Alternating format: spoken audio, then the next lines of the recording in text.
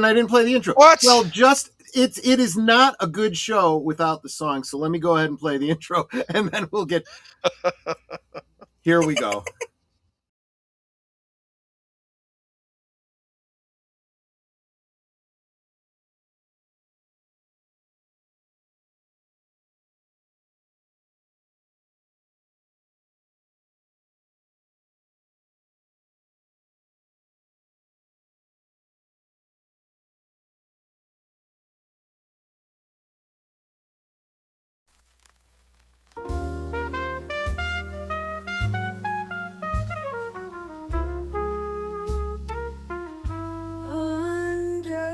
Dim lit chandeliers glow. We'll sip our worries away, nice and slow. Your laughter ripples like sweet warm wine. In this jazzy sultry space, you're mine. The saxophone croons a velvet tune, while melodies dance beneath the moon. We'll toast to moments both grand and small, in this hazy, lazy, jazz-touched hall. But let's sit together in the mellow night. We'll drink to love till the morning light. Every glass we raise a promise true. Here's to the magic in a drink with you.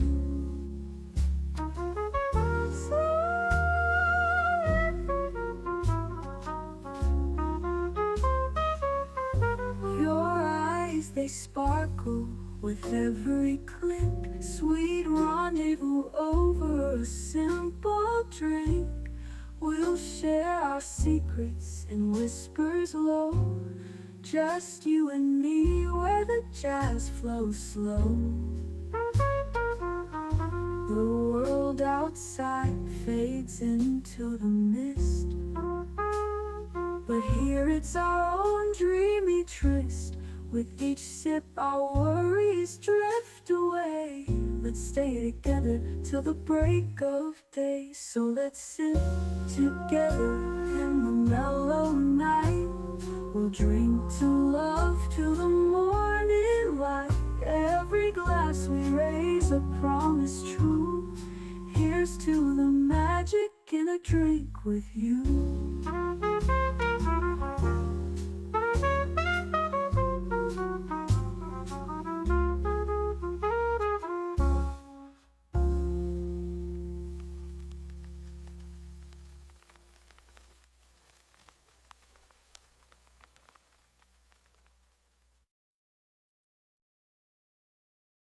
The following live stream has been approved for appropriate audiences. It may contain occasional strong language and may not be suitable for younger or more sensitive viewers. Viewer inebriation is advised, though not mandatory.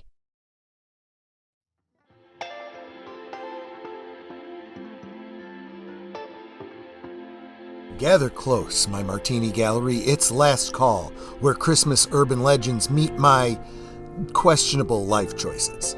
Like, did you know Santa's workshop doubles as an elf sweatshop? Poor things churning out coal for naughty kids while unionizing over hot cocoa. And Krampus?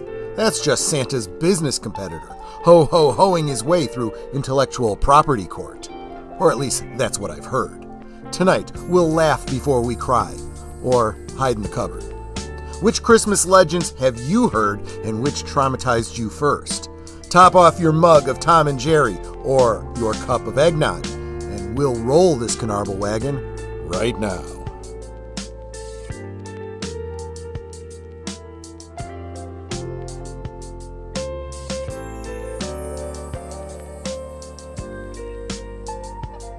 Last Call is streamed before a live audience. Hava salud and happy weekend.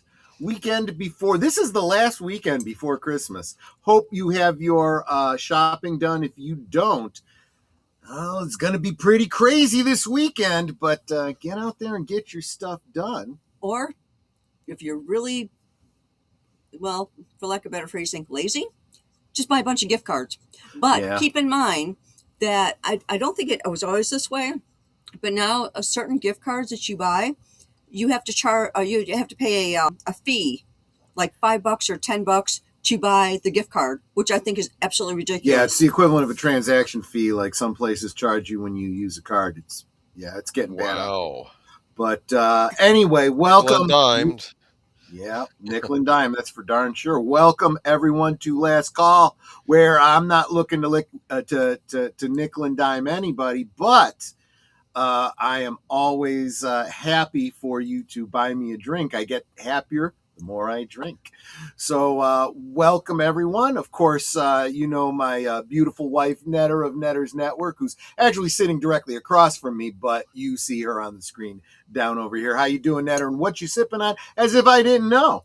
I am doing well, and I am eating. I am drinking a cat and a mouse. Apparently, it's thick enough that it definitely is Whoa. like eating. But yeah, Yes. Tom and Jerry. So I am drinking a cat and a mouse. And mine is full strength, and I'm already half done with it. It is thick. Let me tell you. That's what she said. It is actually really good. He said he didn't put a lot of alcohol in mine. I'm not taking any alcohol, so I know he did do literally light, just but, put a splash in. yeah. But this is really good. You saw me put a half ounce of rum into the whole batter. Yeah.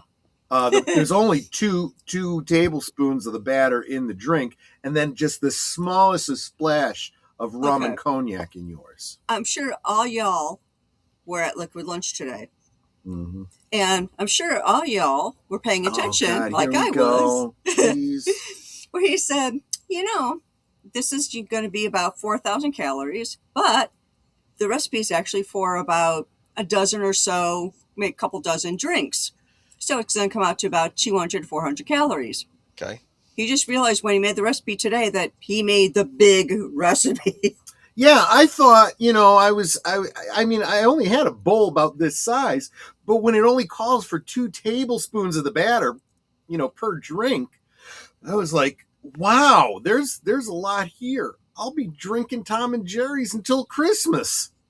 Not that that's a bad thing, but anyway, this is my designated driver, Boomer. Looks like he's going to be driving us home in a tractor, which is fine. As long as we get home safely. What are you drinking tonight, Boomer? She thinks this tractor's sexy. Yeah. That's what Sophia told me. Anyway, I am sipping on a Coca-Cola Classic as Santa did in many an advertisement. There you go. One could argue that Coca-Cola invented the modern iteration of Santa Claus, unless that's an urban legend. I don't know. Well, I don't know if that's on our list. If it's not. We'll Next time. Well, then I'll speak to it. The idea that Coca-Cola invented the modern iteration of Santa Claus is a myth. Yes. But the specific color of red of Santa's suit is brought to you by Coca-Cola. I should speak to this actually because I visited the Coca-Cola Museum in Atlanta, Georgia, and they said yes, we did. Of course, they're going to say that. They also said that all that stuff about a certain leaf that is illegal being used in original Coke, that's just a myth. That never happened. They also said that, I think, which may not be the Coca true. leaf? Yeah. The problem there is that there's no way to know because they've always been so secretive about the formula. There have been people that have tried to recreate it, but here's the other problem.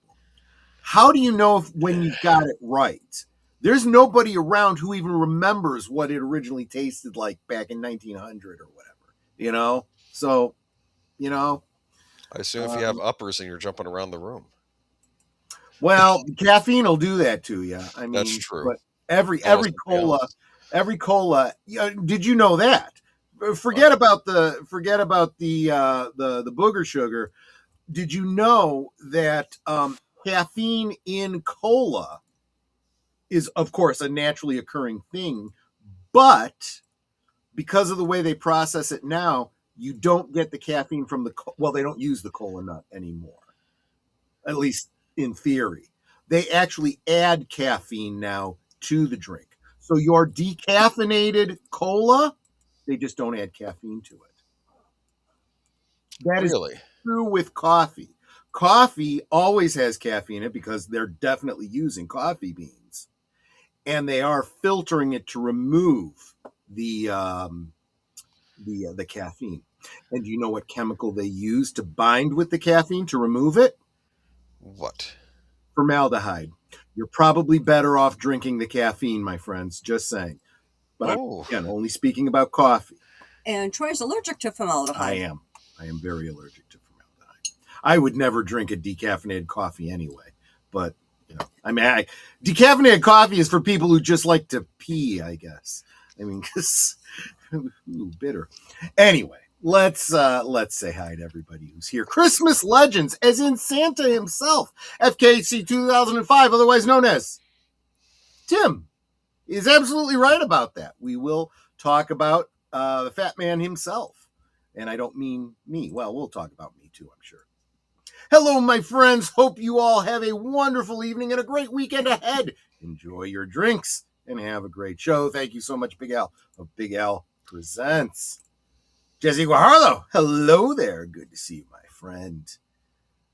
Connie Cleary, the bird woman of YouTube, and Fluff Chick Productions. Hail! Good to see you.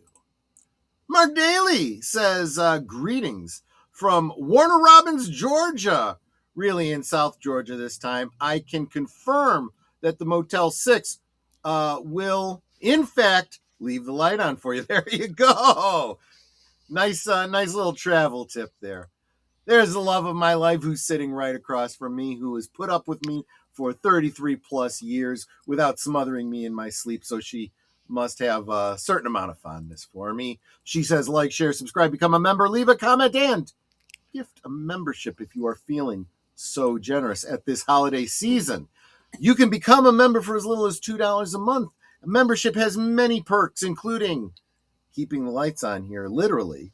And a lot about that I keep showing up on his streams. Yes, exactly. And of course, the benefit of a member stream every Monday night, where we watch a movie of your choice. Although I haven't put up a poll for this week because I haven't figured out what I'm doing yet for the movies. We'll figure that out. I think you should just pick a letter of the alphabet, and then whatever's on that shelf behind me, that's that letter. Yep. Just randomly pick I'll count how many are in that letter, and then you just pick 3 random numbers, and that's what we're doing. They'll all be in that letter, and that's fair. Yep. Gifted memberships are also welcome. I am trying to reach 100 members, which is looking less and less likely, my friends.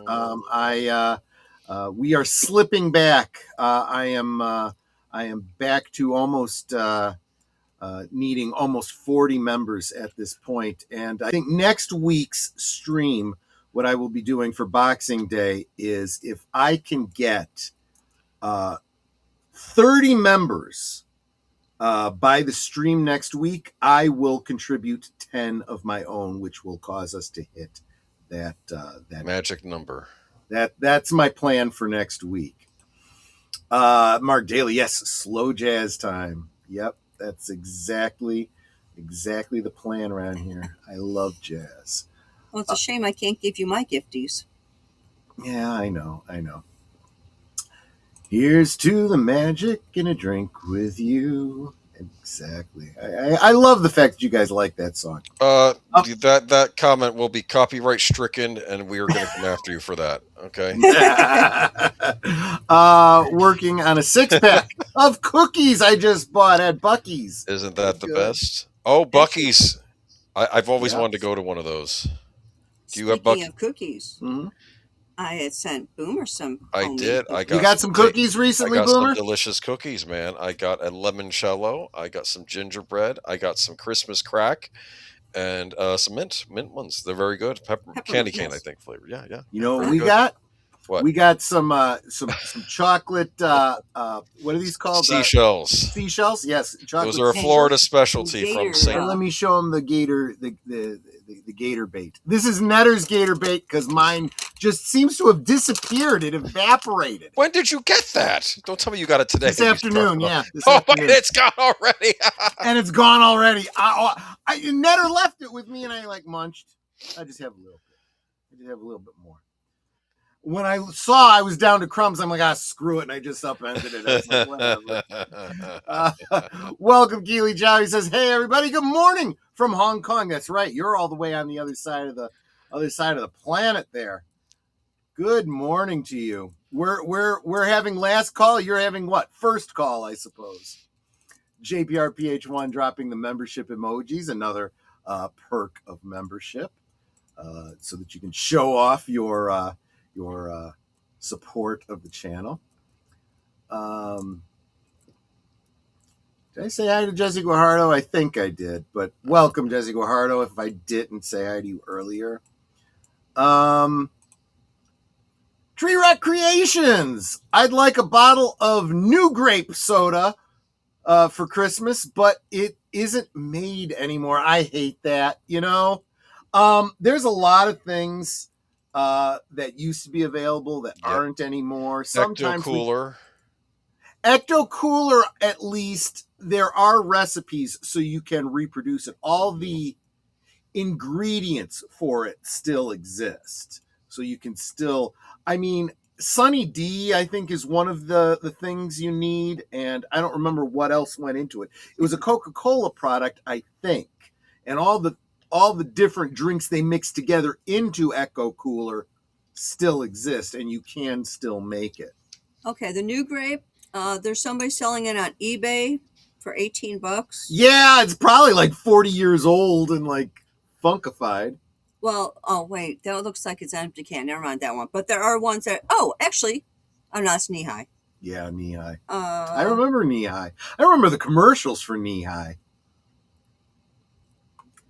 Yeah. Salute to Deleted Scenes. Good to see you, my friend.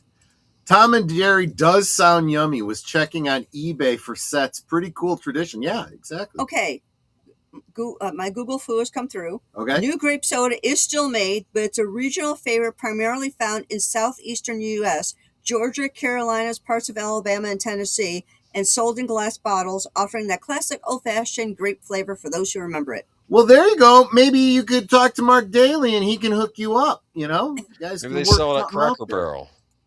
Oh, yeah. There you go. They have a lot of weird sodas at Cracker Barrel. How about Tab? Tab isn't made anymore. Boo. That's okay, Deleted Scenes. You can always catch up on the rerun if you wish. Welcome, Suzanne. Good to see you. Let's see who else we got going here. Lynn Green was able to stop by. She said, "Hi all, looking forward to this later." Yeah, you're going to have to watch it on the rewatch, but thanks for stopping in to say hi. Super appreciate it. I'd settle for the real Coke with sugar. Coca-Cola Classic uses corn syrup for sugar. Yeah, exactly. So if you want with real sugar, buy the Mexican Coke. Yeah. Although there is the current administration is pushing to get rid of corn syrup in foods and push for a return to cane sugar. So what if that means we all start losing weight? Heaven forbid. Heaven forbid. Like Netter said, do all the clicky things, please. Clicky. Decaffeinated cola? What's the point of that? Exactly. I'll tell you, in college, I was a Jolt Cola drinker. Ooh, that's the hard stuff. All the sugar, twice the caffeine. That's right. Billy D. Williams, he didn't advertise Jolt Cola. That was that Colt 45? That was Colt 45. Colt 45 was Billy D. Williams, yeah. Okay, I get that confused. Jolt Cola can be dangerous. I used to work for a headhunting firm. There was a guy who kept a case of Jolt Cola in the bottom drawer of his desk, and he was constantly throwing them back. The guy never sat down and was constantly vibrating. He finally had...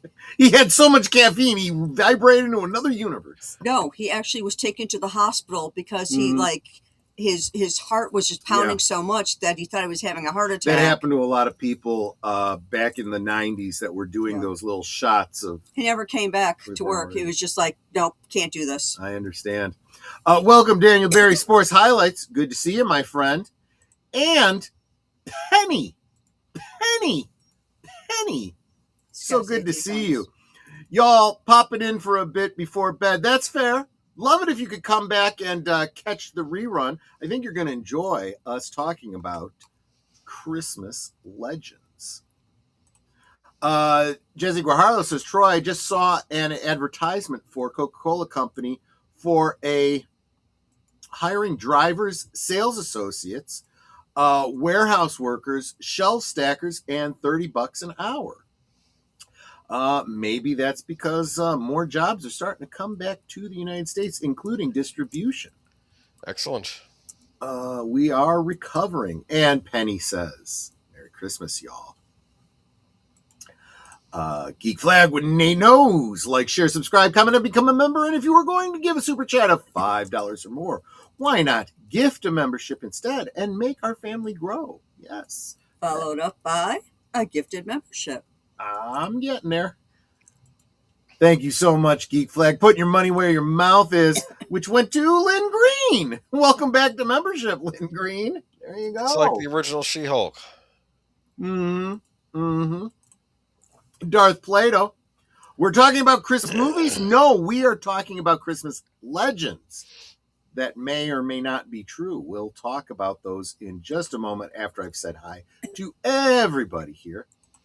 I was a good boy and ate my brisket sandwich first. Oh, before the cookies. Absolutely. Brisket's good. How can you have your pudding if you don't eat your meat? Oh, to be in Japan and acai extra dry sounds really good right now. There you go. We'll be talking about Japan in a little Just don't bit. buy their Christmas decoration. I'm kidding. Yeah. How about Tab? I miss Tab. I really do. I think I'm sure you were listening when I told the story about Tab and how when it went off the market, I went and I bought a whole bunch of 12 packs and came to find out that soda, although it doesn't necessarily go bad right away, it will eat through aluminum cans eventually. And I had a bit of a mess. So I had to throw a lot of those out, sadly. Yeah, they kind of leaked. Fortunately, I had loose ones in those busing tubs that you see in restaurants because I happen to have some. And I had them stacked in there. And then it's like I'm seeing soda. I'm like, what is leaking? Yeah, a couple of them were empty because they had leaked because of it ate through the can. First off, remember, this does not constitute health advice. I am not a doctor, nor do I even play one on the YouTubes. But yeah, having natural sugar as opposed to artificially derived corn syrup. We figure that's worse than the sugar. With an otherwise balanced diet. Yeah, not all sugars are made the same. Not all fats are made the same. Just like your body cannot metabolize trans fats, they go directly into your fat cells and never come out because your body does not know how to process them. You don't process high fructose corn syrup the same way. Also, the way sugar is used in foods as an additive these days is more for shelf stability than it is for taste. And it is making you unnecessarily fat because of added calories that are only there for convenience, not for any other reason. We'll talk more about the shelf stabilization of sugar in one of our legends today. Ray Charles had once appeared in the Pepsi commercials. You got the right one, baby. I remember those. Which had the slogan, you had the right one, baby. Yeah, I knew it. Let's see. And why just cane sugar? To get that gets imported from Cuba, while sugar beets are grown in the good old USA. Okay, no, I misspoke when I said specifically cane sugar. What I meant was natural sugar, whether that's from sugar beets or something I else. think The thing is that just like with cane sugar, sugar beets, you can easily extract natural sugar from them.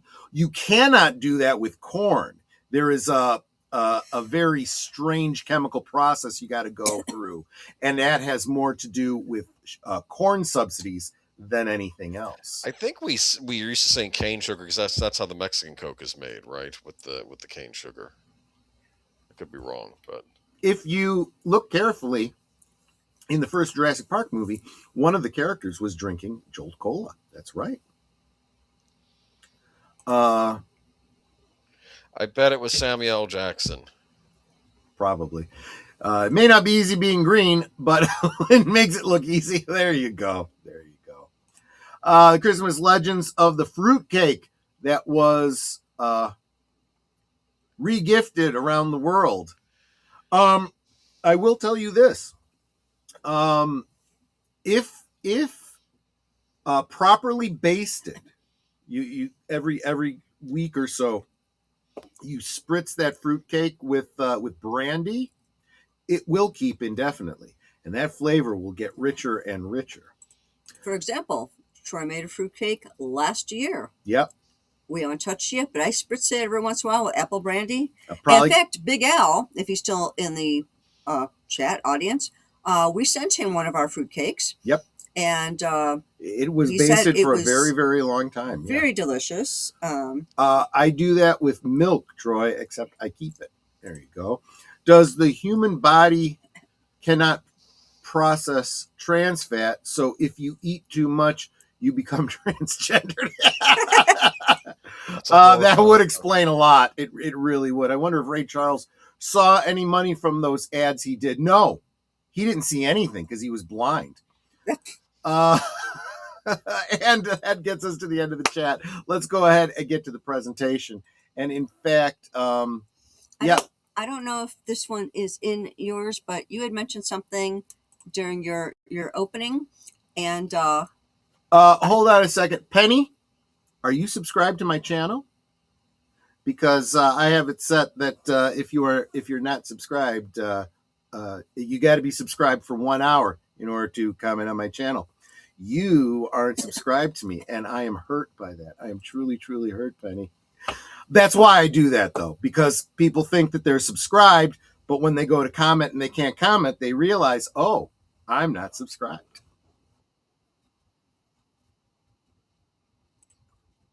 Sometimes. So double check and make sure you're probably not subscribed. Yep. Yeah.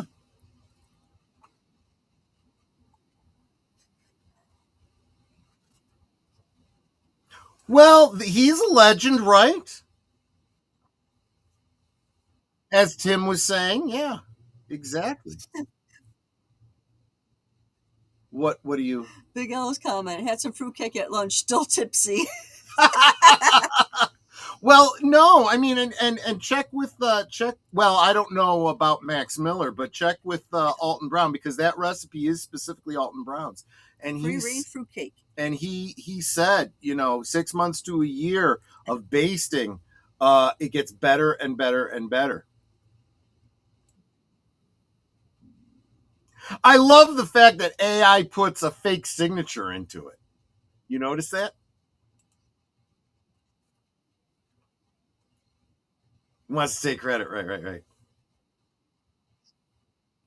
Yep.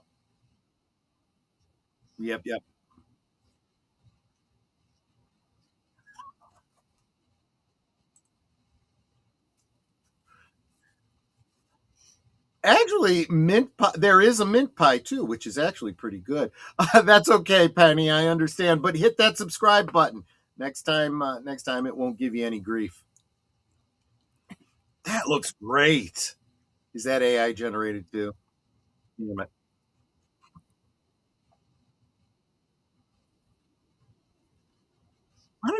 Why didn't you just Google up mincemeat pie and grab a picture? AI generated. you trying to make Sophia feel good, like you're going to hurt people for the artwork. Well,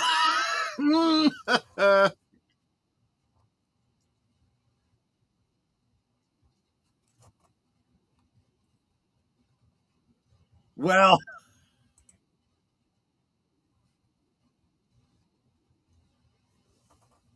I can hear you. Oh, you know what? Wait a minute. Wait a minute. Sorry. Hold on a second. No. Just in the presentation. I forgot to add you to the presentation. What? So they couldn't hear you. I apologize. Well, I was just talking about how I had made this mincemeat pie myself earlier. It took me a few hours. You lie! You lie! What he was actually saying is this is an AI generated picture too. Looks tasty though. Although, damn, I could absolutely believe this was legit. Although, if you think about how this cake would have had to have been made, it would be difficult. But I do feel like when I see certain things in AI generated pictures, I'm like, someone should try to do that. It can be done. All right, so let's see here. Mincemeat pies. Give me a moment here. Darth Blader's 100% right. Oh, it's Troy issues. Yep, that's absolutely right. The New England Society. On May 11th, 1659, the Massachusetts Puritans banned Christmas and ordered anyone caught celebrating to pay a fine of 5 shillings. That meant no mincemeat pie during what used to be the Yuletide season. What? Yeah. Of all the ways to celebrate Christmas, mincemeat pie held a special place. Myth and superstition had grown up around the holiday tree, and the Puritans would have none of it. They called the mincemeat pie idolatry in a crust. I have this image of them bringing some guy before them and says, "Let me smell your breath." And he's, no, I didn't have one. Okay. Say the Lord's Prayer. And then he starts saying, and then he burps in the middle of it. And then, we got you. We got to hang you. Grills Random Thoughts is having a rough night tonight. He says, just swinging by to say hi, but my chest feels the way my chest feels makes me want to take a toaster bath. Oh my gosh, my friend. So I'm going to head to bed early. Yes, you go get rest and feel better in the morning and drink plenty of fluids. Curtis Selby, the tired midnight blogger, says, "I'm home. Merry Christmas, Troy and Boomer. Welcome."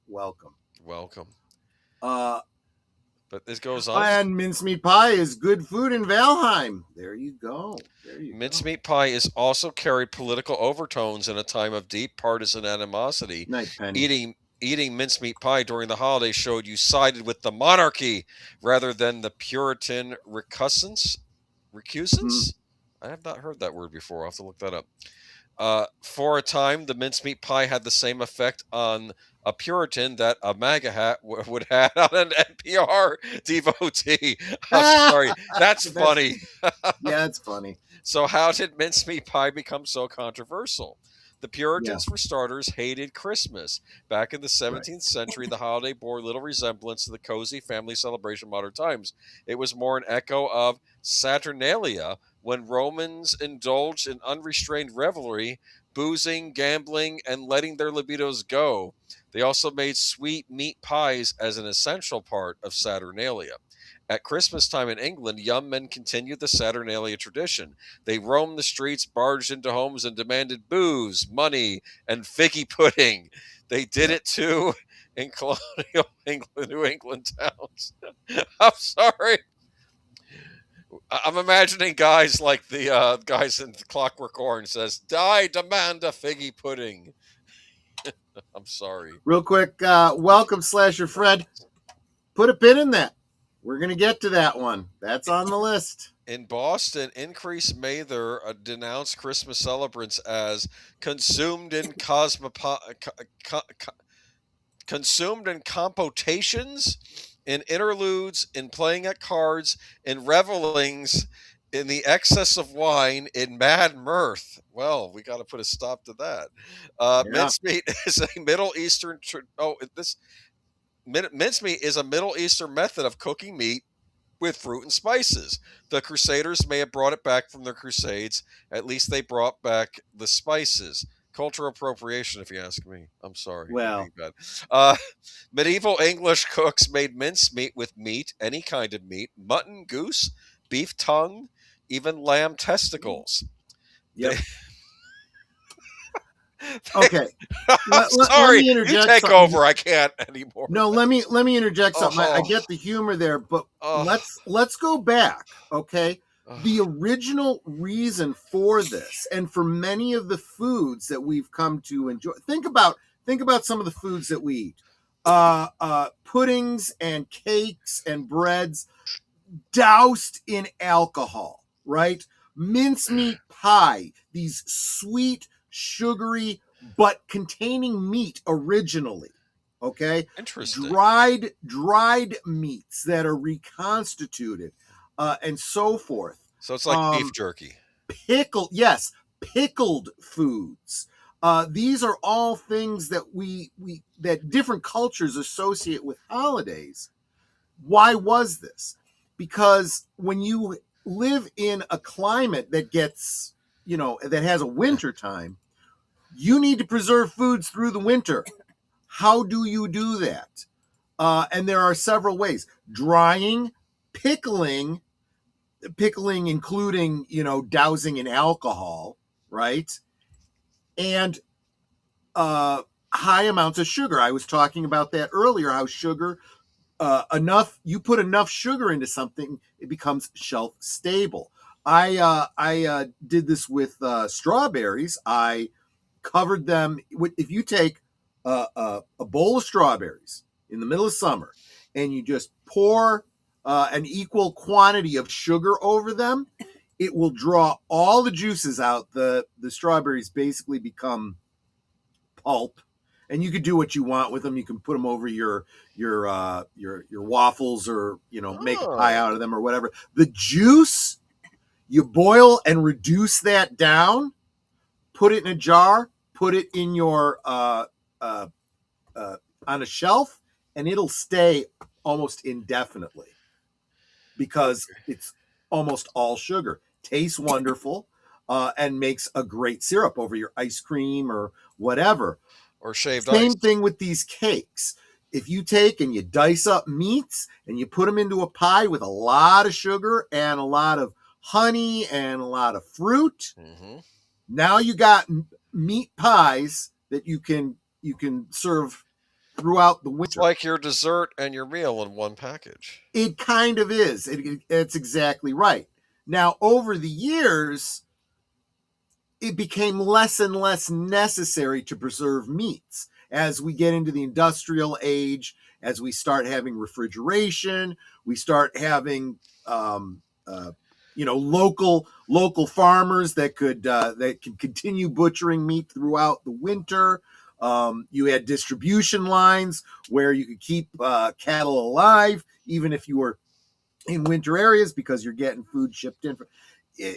This is what progress is. So now, okay, we don't have to, have mincemeat pie. We can make it sweeter and sweeter and sweeter, and yet you eventually end up with the equivalent of, what we have today, which is apples and cranberries and whatnot. Okay. Yes, exactly. Darth Plato, rail changed everything. Yes, not only getting like corn and wheat and rice brought in for, from other areas in the middle of winter, but getting ice to warm places for your drinks and for making ice cream before refrigeration. There was that overlap of time. Now I have to see if that tasting history guy has made a mincemeat pie in this channel. Yes, he has. Mincemeat pie was such a Christmas favorite that people called it Christmas pie. Every family made one. A most learned mixture of neat's tongue, chicken, eggs, sugar, raisins, and 19th century antiquarian John Timms observed. Family cooks also made mincemeat pie on Stir Up Sunday, the last Sunday before Advent. They believed they should only stir it clockwise because stirring it the other way would bring bad luck. For good luck, each member of the family stirred the mixture while making a wish. Another superstition held that a mincemeat pie should be eaten every day during the 12 days of Christmas for health and happiness in the new year. Okay. It was Well, a superstition, but again, it was based on the whole idea of where are you going to get your protein, you know? I got to read this though. Oliver Cromwell takes over. Oh God. Remember in Time Bandits when Yeah. he was when Napoleon's complaining about the English, he says, Cromwell, the only one of you that had any stones or something. Remember that? He was Yeah. he respected Cromwell. I thought that was funny. When the Puritans overthrew King Charles in 1641, they did their best to discourage Christmas celebrations. They viewed it as pagan, popish, a time to pretend the memory of Christ into an extreme forgetfulness of him by giving liberty to carnal and sensual delights. They're making it sound like Mardi Gras. That's how the church viewed it. That's true. Right.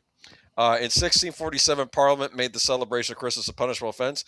They tried to force shopkeepers to stay open and ban special religious observances on Christmas, Easter, and White Sun, the seventh Sunday after Easter. And keep in mind, that's why many people left England to come to the United States. Well, to America. It eventually became the United States. And that was exactly why we wanted to be able to celebrate religion as we saw fit. Yes, and not have a state. So when you heard in your history books about religious persecution, this is exactly what they were talking about, exactly this kind of thing. Town criers went through London shouting, "No Christmas, no Christmas." Soldiers were ordered to patrol the streets and seize any items like mincemeat pie used to celebrate the holiday. Ron Ryder mocked the Puritan hatred of mincemeat with the lines, "Treason's in a December pie and death within the pot." You know what? You think it's funny, pal. I'm telling you, this is why our country is the way it is today, because of what it was founded on. We had a lot of people in this country who said whether it was mincemeat pie or muskets, Mullen La Bay, MFer. Yes, exactly. Okay. Like their English followers, Massachusetts Puritans had no truck with Christmas or Christmas pie. Puritan leaders increased. May 3rd denounced the holiday, saying people celebrate not because of the birth date of Christ. They did it, as he wrote, because the heathen Saturnalia was a time kept in Rome, and they were willing to have those pagan holidays metamorphosed into Christian ones, he said. Okay. Puritans did their best to stamp out Christmas through social pressures. However, some still observe such festivals as were superstitiously kept in other countries to the great dishonor of God and offense of others. I'm wondering if this stuff carried over in England, though, to Dickens' era, though, even when they got rid of the Puritans, because wasn't that a whole big thing in that movie? So, because they were not being too great so about in Christmas. Dickens' era, you had a shift in the way Christmas was being celebrated, and ironically, while Dickens wrote A Christmas Carol as a plea to kind of keep traditional Christmas as he knew it alive, what it has actually done for our generation is keep the industrial revolution era Victorian Christmas alive for us. I see. So he kind of succeeded, but he ended up preserving Christmas as it was becoming, rather than what he had remembered. Irregardless, and yes, irregardless is a word, and I'll fight anyone who says it's not. It is exactly as you said. There were, well, keep in mind too, the Puritans kind of left England, and some of them were getting persecuted too. Yes, and what you had was the Anglican Church, right? Which but it was also because of the way things were going. They weren't seeing it as important. They weren't seeing it as it was becoming more secularized. There wasn't the feeling of a need for that kind of celebration. Really, it's not really about the Christian Christmases. It's not even really about the if you really pay attention to Dickens, it's not even really about Christmas traditions. It's about that family, about coming together, about, that kind of unity that was missing. You see that very Make it more clearly. about the family holiday rather than drunken revelries in the streets. Yes. Well, yeah, there's There definitely were the that. people going around for the figgy puddings, and I imagine that at some point that got some patriarch furious at some point, probably. Exactly. Unfortunately, I can't see the name. All I can see is your @ So Croberts 8866. Welcome. Christmas went from pious reflection to a celebratory occasion, Right. and honestly, I think it needs to be somewhere in between. It really does. This whole idea, and this puritanical idea that music is sinful and dancing is sinful and any kind of celebration is sinful. You got to be somber all the time. That's not very Christian, right? Christ himself said that God wanted you to have life and have it to the full. He didn't want you to be unnecessarily miserable. He wanted you to be happy. He wanted you to celebrate. Heck, Christ himself made the best wine for a wedding celebration. But right? what I find ridiculous about this is food. This isn't even an alcohol. Well, maybe some of them were alcoholic. I don't know. Well, but yeah, but you're not gonna really get drunk off of a mincemeat pie. I mean, the point is, this is what people eat for sustenance, and were they too tasty? Is that the problem? And I have a question for you. Have you had a mincemeat pie?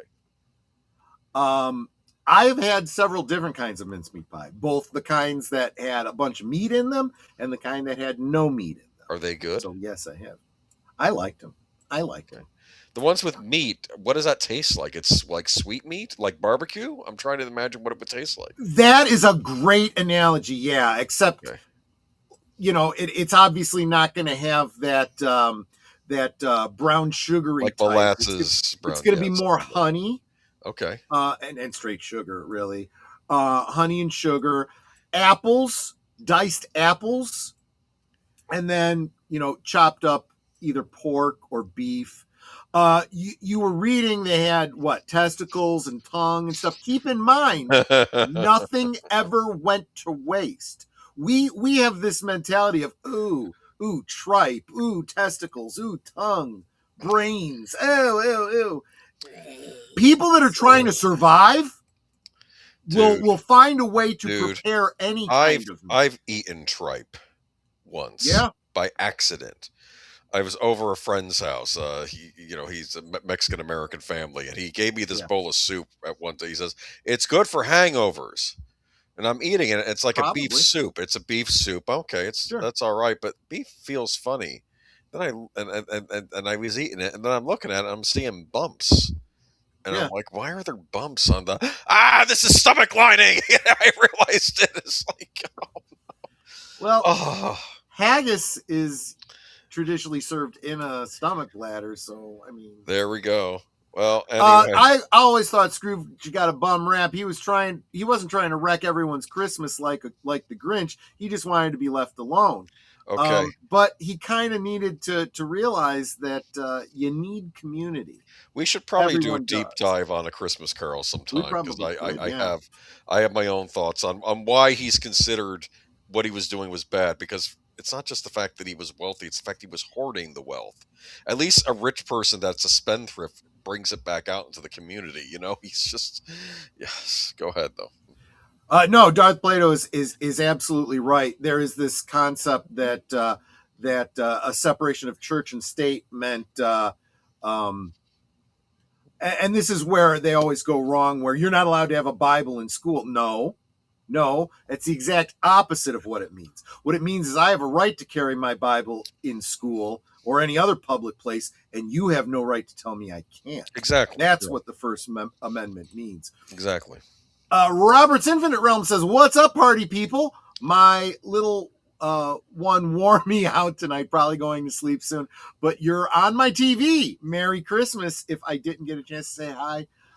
So later. Yeah, take care, get some rest. I totally understand. You can always catch us on the rerun. And speaking of party people, we are talking about, specifically right now, Christmas party traditions.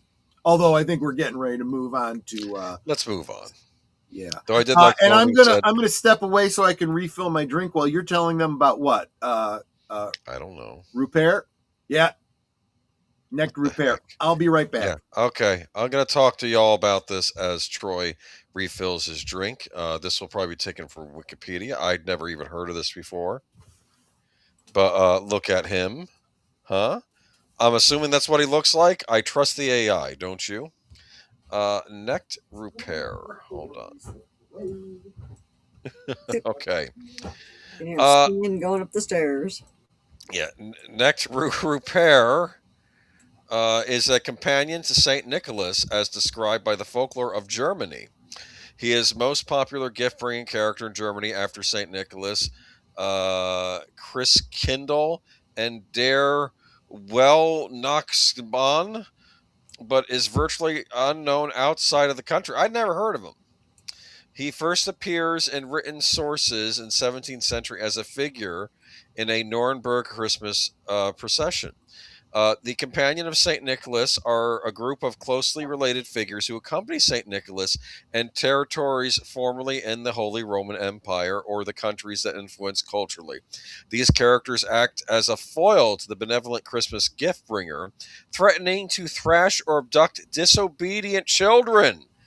Jacob Grimm associated this character with the pre-Christian house spirit, like a kobold or an elf, which could either be benevolent or malicious, but whose mischievous side was emphasized after Christianization. Knecht Ruprecht is St. Nicholas' most familiar attendant in Germany.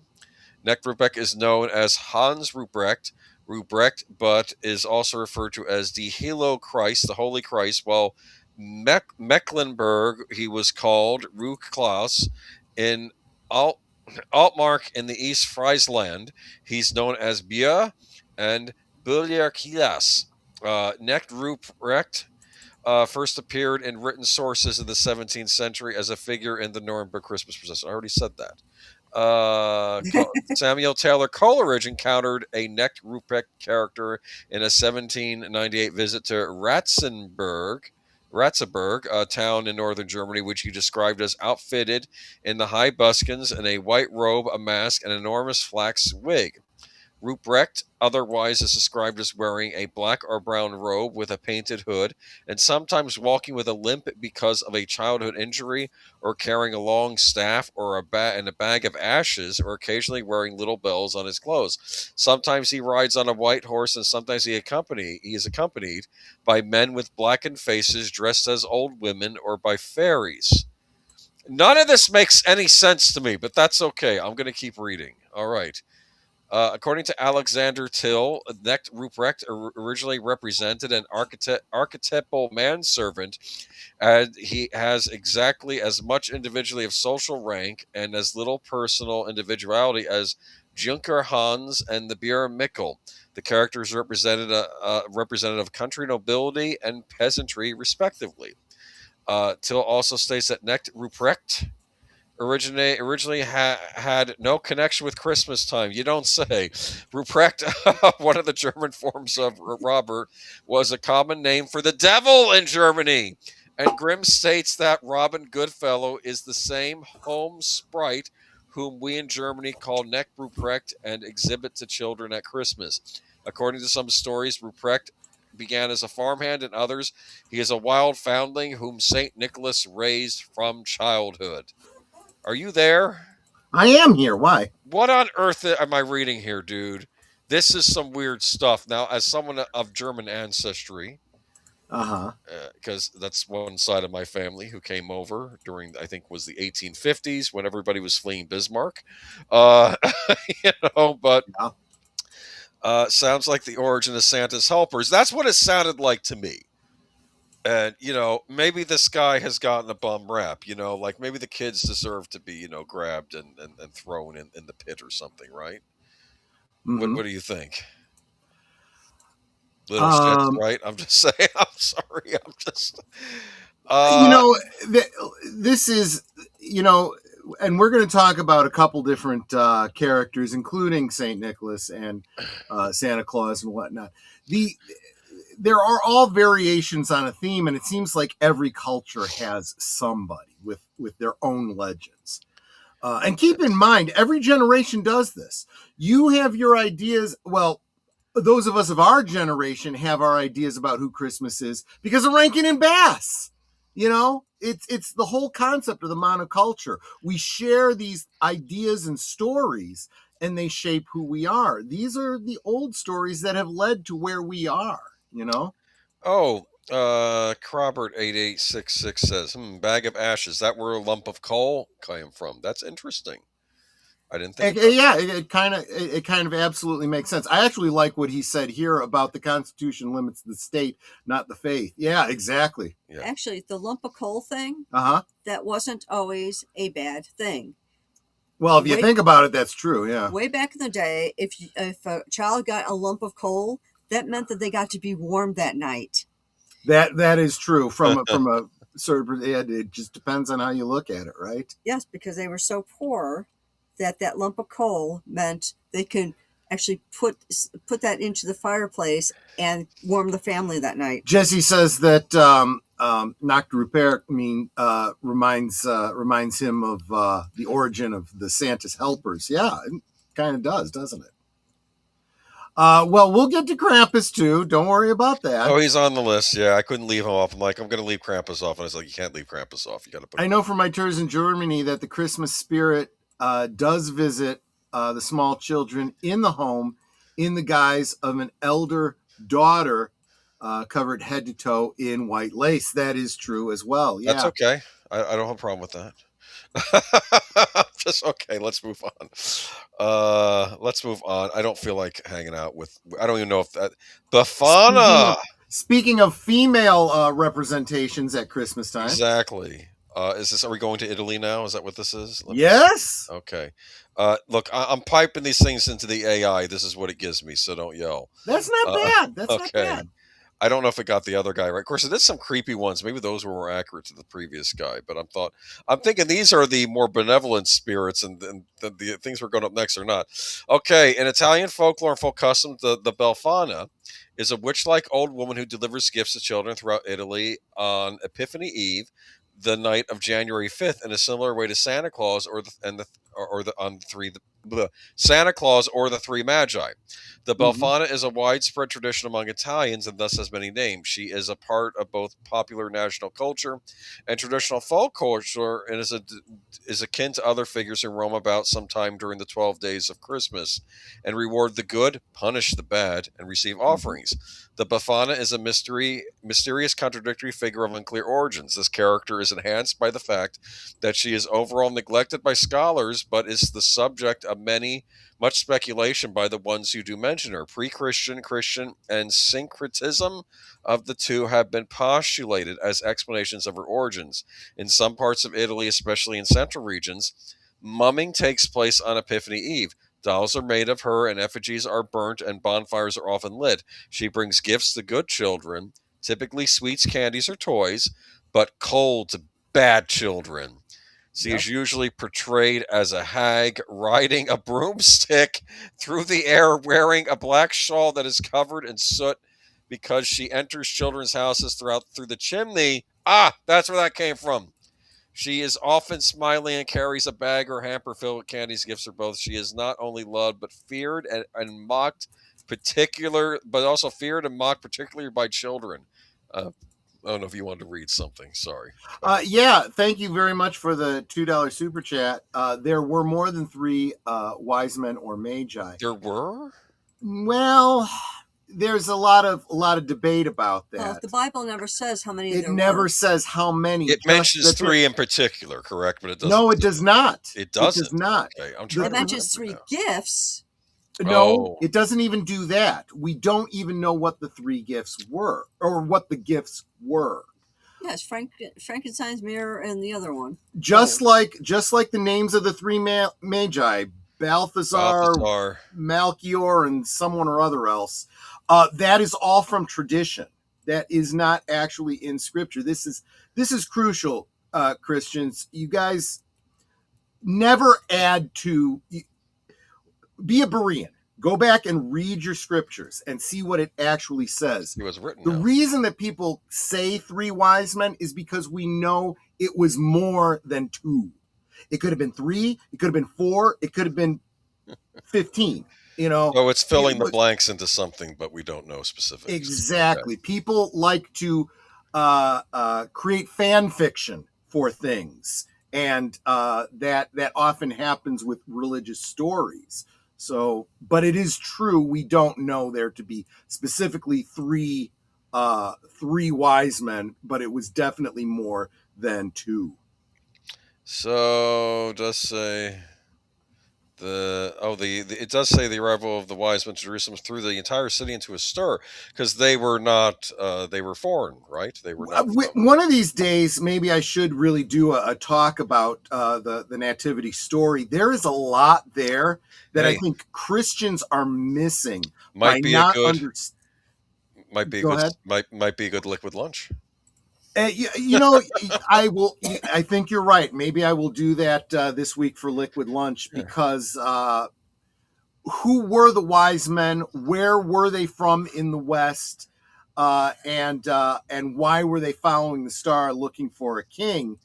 It all ties back to the Old Testament and the prophecies, and David and Daniel, and their time in the West, and you're right. That's a story for another time. But there's a lot of good stuff there that you might be interested in. Anyway, do you know of this lady right here? You were right. You come from an Italian family. Was she ever mentioned? I'm curious. Well, yeah. So my grandmother, didn't really. She mentioned it, but this was never a big thing for us, obviously. Because even my grandmother, she was first generation born here in the States, so she grew up in the United States. She grew up with the American traditions, but she knew of this. Look, I don't know that much about the folklore about her, but what I can tell you is the concepts of the witch, the crone, right? It exists all over the world in some way, shape, or form. Why? Because elder women have wisdom. They're someone that you go to for how do I deal with this cough that I have? How do I deal with the bunions on my feet?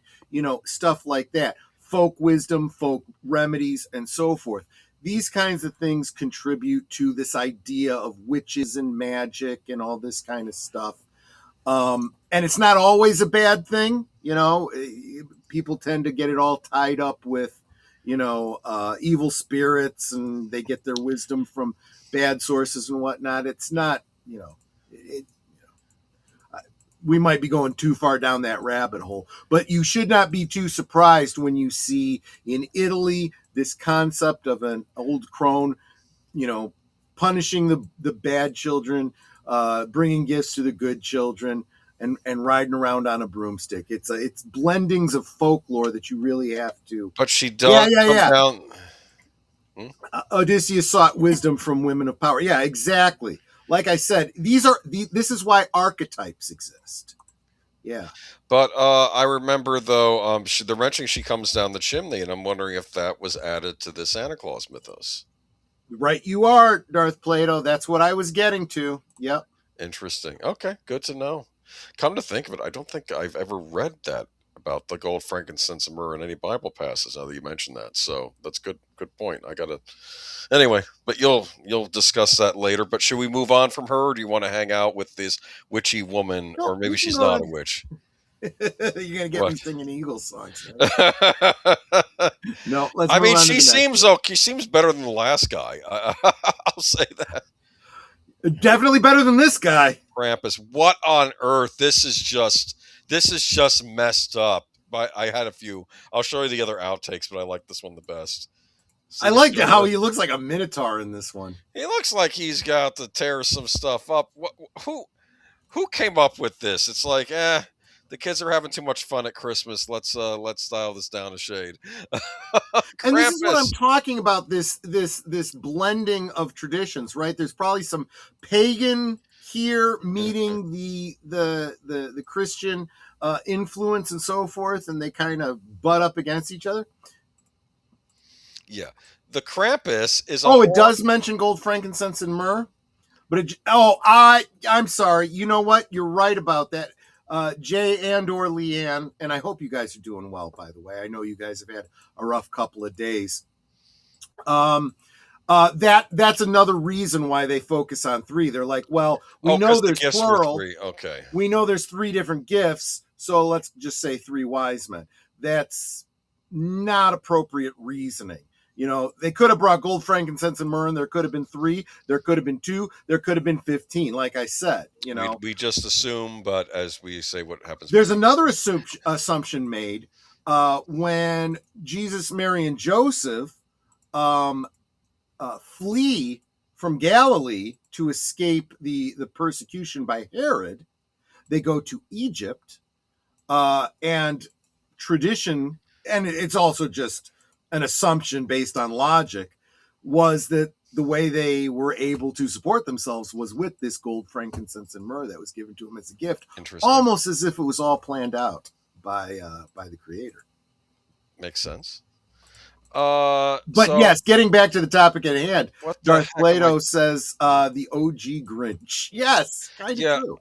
The Krampus is a horned anthropomorphic figure who is central in the Central and Eastern Alpine folkloric tradition, is said to accompany St. Nicholas on visits to children during the night of 5 December, immediately before the feast of St. Nicholas on the 6th of December.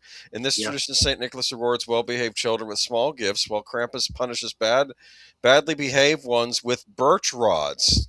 Yikes. Yeah. The origin of this figure is unclear. Some folklorists and anthropologists, I should know that word. I took an anthropology class once. Have postulated that many have pre-Christian origins, although historians generally consider this unlikely, as it is not attested until the 16th century. In certain traditional parades and in such events as the Krampuslauf, some young men dressed as Krampus attempting to scare the audience with their antics. Krampus is featured on holiday greeting cards called Krampuskarten. That's right.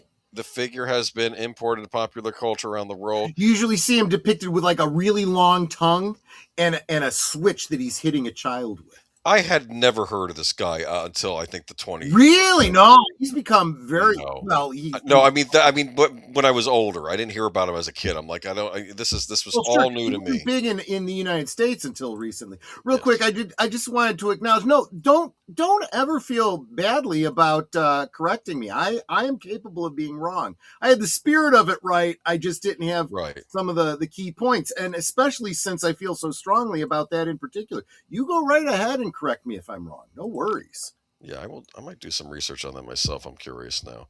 Let me see here, though. Going back to what we were talking about this wonderful. All I'm saying is, and I encourage you too, Boomer. Go back and read what the Bible actually says about the Christmas story. Exactly. We're so used to watching movies and watching Rankin and Bass and all this kind of stuff. Oh.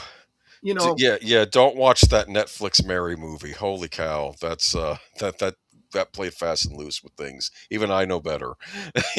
Well, it's the same thing with the little drummer boy from Rankin and Bass. Great little story, a lot of fun. But again, they double down on there were 3 of them, and there was Melchior and Balthazar, and I don't remember who the third one was. Well, yeah, I mean, like they're interesting stories. Like I think I. Did you also notice that generally they are depicted as being an Asian king, an African king, and a white king, because they're like not specifying what area of the West they're from, right? Because all of that could be West depending on where you're at. But they were probably from Babylon. What I did find interesting, though, was they also, with their own readings, foretold what was going to happen, even though they weren't even of the Jewish religion. I thought that was interesting. So, well, again, because was it Daniel? Daniel was taken to Babylon, and then became an advisor to the king in Babylon. Interesting. With all of his prophecies, well, their magi learned from him, and I see. So they were following. Remember what was Jesus here for? He was here to fulfill prophecies. Exactly. Whose prophecies? Okay, well, that makes sense now. Yeah. So, or like back to Krampus, discussing his observations in 1975 while in Erding, a small town in Styria, anthropologist John J. Honigman wrote that the St. Nicholas Festival we are describing incorporates the cultural elements widely distributed in Europe. St. Nicholas himself became popular in Germany around the 11th century. The feast dedicated to this patron of children is only one winter occasion in which children are the objects of special attention, other than being others being Martin Mass, the Feast of the Holy Innocents, and New Year's Day. Masked devils acting boisterously and making nuisances of themselves are known in Germany since at least the 16th century, while animal masked devils combining dreadful comic antics appear in medieval church plays. A large literature, much of it employed by European folklorists, bears on these subjects. Austrians in the community we studied are quite aware of heathen elements being blended with Christian elements in the St. Nicholas customs and in other traditional winter ceremonies. They believe Krampus derives from a pagan supernatural who was assimilated to the Christian devil. Interesting. Now, here's what's interesting, and this is where you could get into the anthropology of it. And this is where this tradition is actually still very popular over in Eastern Europe. That they have people that I guess we would consider it to be cosplay, right? They cosplay as Krampus, right? And you'll get a whole bunch of these guys together, and they'll wear these very elaborate costumes with digigrade stilts and all this kind of stuff. They go out and they get shit-face wasted, and then they go through the streets dressed as these demons, raising all kinds of ruckus. And I swear, from, like I said, from an anthropological standpoint, I could totally see this being, look, there's this natural inclination to drink and party and so forth. Let's get these people that are gonna do this, and you guys are in your debauchery, and we want people to see that only the devils behave this way. So if you're gonna scare people, at least you're playing out a morality play. I mean, this is just my theory on it, but it works really, really well when you think about it. Anyway, yeah, Krampus. I don't know, man. This is like a bridge too far for me, man. As far as Christmas traditions go, like this is where I guess the American in me sees the European. Like a lot of us Americans, we claim a European ancestry, but you can't really go home again. You liberal Americans and your spare the rod. This is spare the rod, spoil the child. You want to be all touchy-feely. Everyone is beautiful in their own way. Everyone gets a toy no matter how bad they were. No. The good children get rewarded. The bad children get whipped on the backside with a switch. Well, there you go. Okay. Anyway, I just thought it was they got put on the naughty list. But anyway, let's move on to you thought he was bad. Hans Trap. This is the other evil one I picked. Yeah. What is going on here? This is some very interesting stuff. Yeah. Ridiculous. This is where we start getting into the spooky ghost stories that people. I mean, is this Halloween time right now? This is almost. Yeah. What is this? This is Hans Trap, the Christmas cannibal scarecrow. What? As we delve into the intriguing legend of Hans Trap, we find ourselves traversing through the rich tapestry of history, folklore, human psychology that is woven into this chilling narrative. Hold on. Let me get out of here. Got an ad. Okay. Let me see. Nestled in the French regions of Alsace, I'm going to butcher this, Alsace and Lorraine, the legend of Hans Trap emerged against the backdrop of the 1400s, a time when the ominous figure of this Christmas scarecrow struck fear into the hearts of locals. But why did such dark tales root in this region, and what historic elements contributed to the creation of this boogeyman? Join us as we embark on a journey through the bone-chilling narrative that is anything but your typical Christmas carol. Prepare to meet the anti-fairy tale that is Hans Trap, the Christmas cannibal scarecrow. So Hans Trap, known as Hans von Trotha, was a German knight and marshal of the Prince Elector of the Palatinate. Born around 1450, he wielded power and influence, commanding 2 castles and earning the French honorary title of Chevalier d'Or. The strife that unfolded between von Trotha and the church, leading to his excommunication, mirrors the power struggles and conflicts of the time. Was he a Templar? He was a precursor to Hans Gruber. Okay, I guess so. It was a tale of defiance, revenge, and most notably, a damming of the Wieslauter River that left the downstream town of Westenberg without water. Such actions, though not as gruesome as the legend suggests, undoubtedly left a lasting impression on the local populace. The association of Hans Trapp with the Black Knight, a formidable specter that sometimes linked to Santa Claus in local legends, reflects a blending of reality and myth. Von Trotha's towering structure and defiance against both the church and the emperor added layers to his persona, contributing to the creation of a figure that transcended his historical identity. The local folklore, in its evolution, transformed von Trotha into Hans Trapp, a restless spirit haunting the Wasco at night, and even a character used to frighten children in Alsace. Legends say that his thirst for power led him down a treacherous path, making deals with the devil himself. Trapped with his dreams of power shattered, retreated to the misty mountains of Bavaria in Germany. Here, in his makeshift home, he brooded, and his once human desires twisted into something dark and sinister. It was during his isolation that he developed a taste for the forbidden, a hankering for the flavor of human flesh. Quel horror. I guess that's French for what horror. Okay.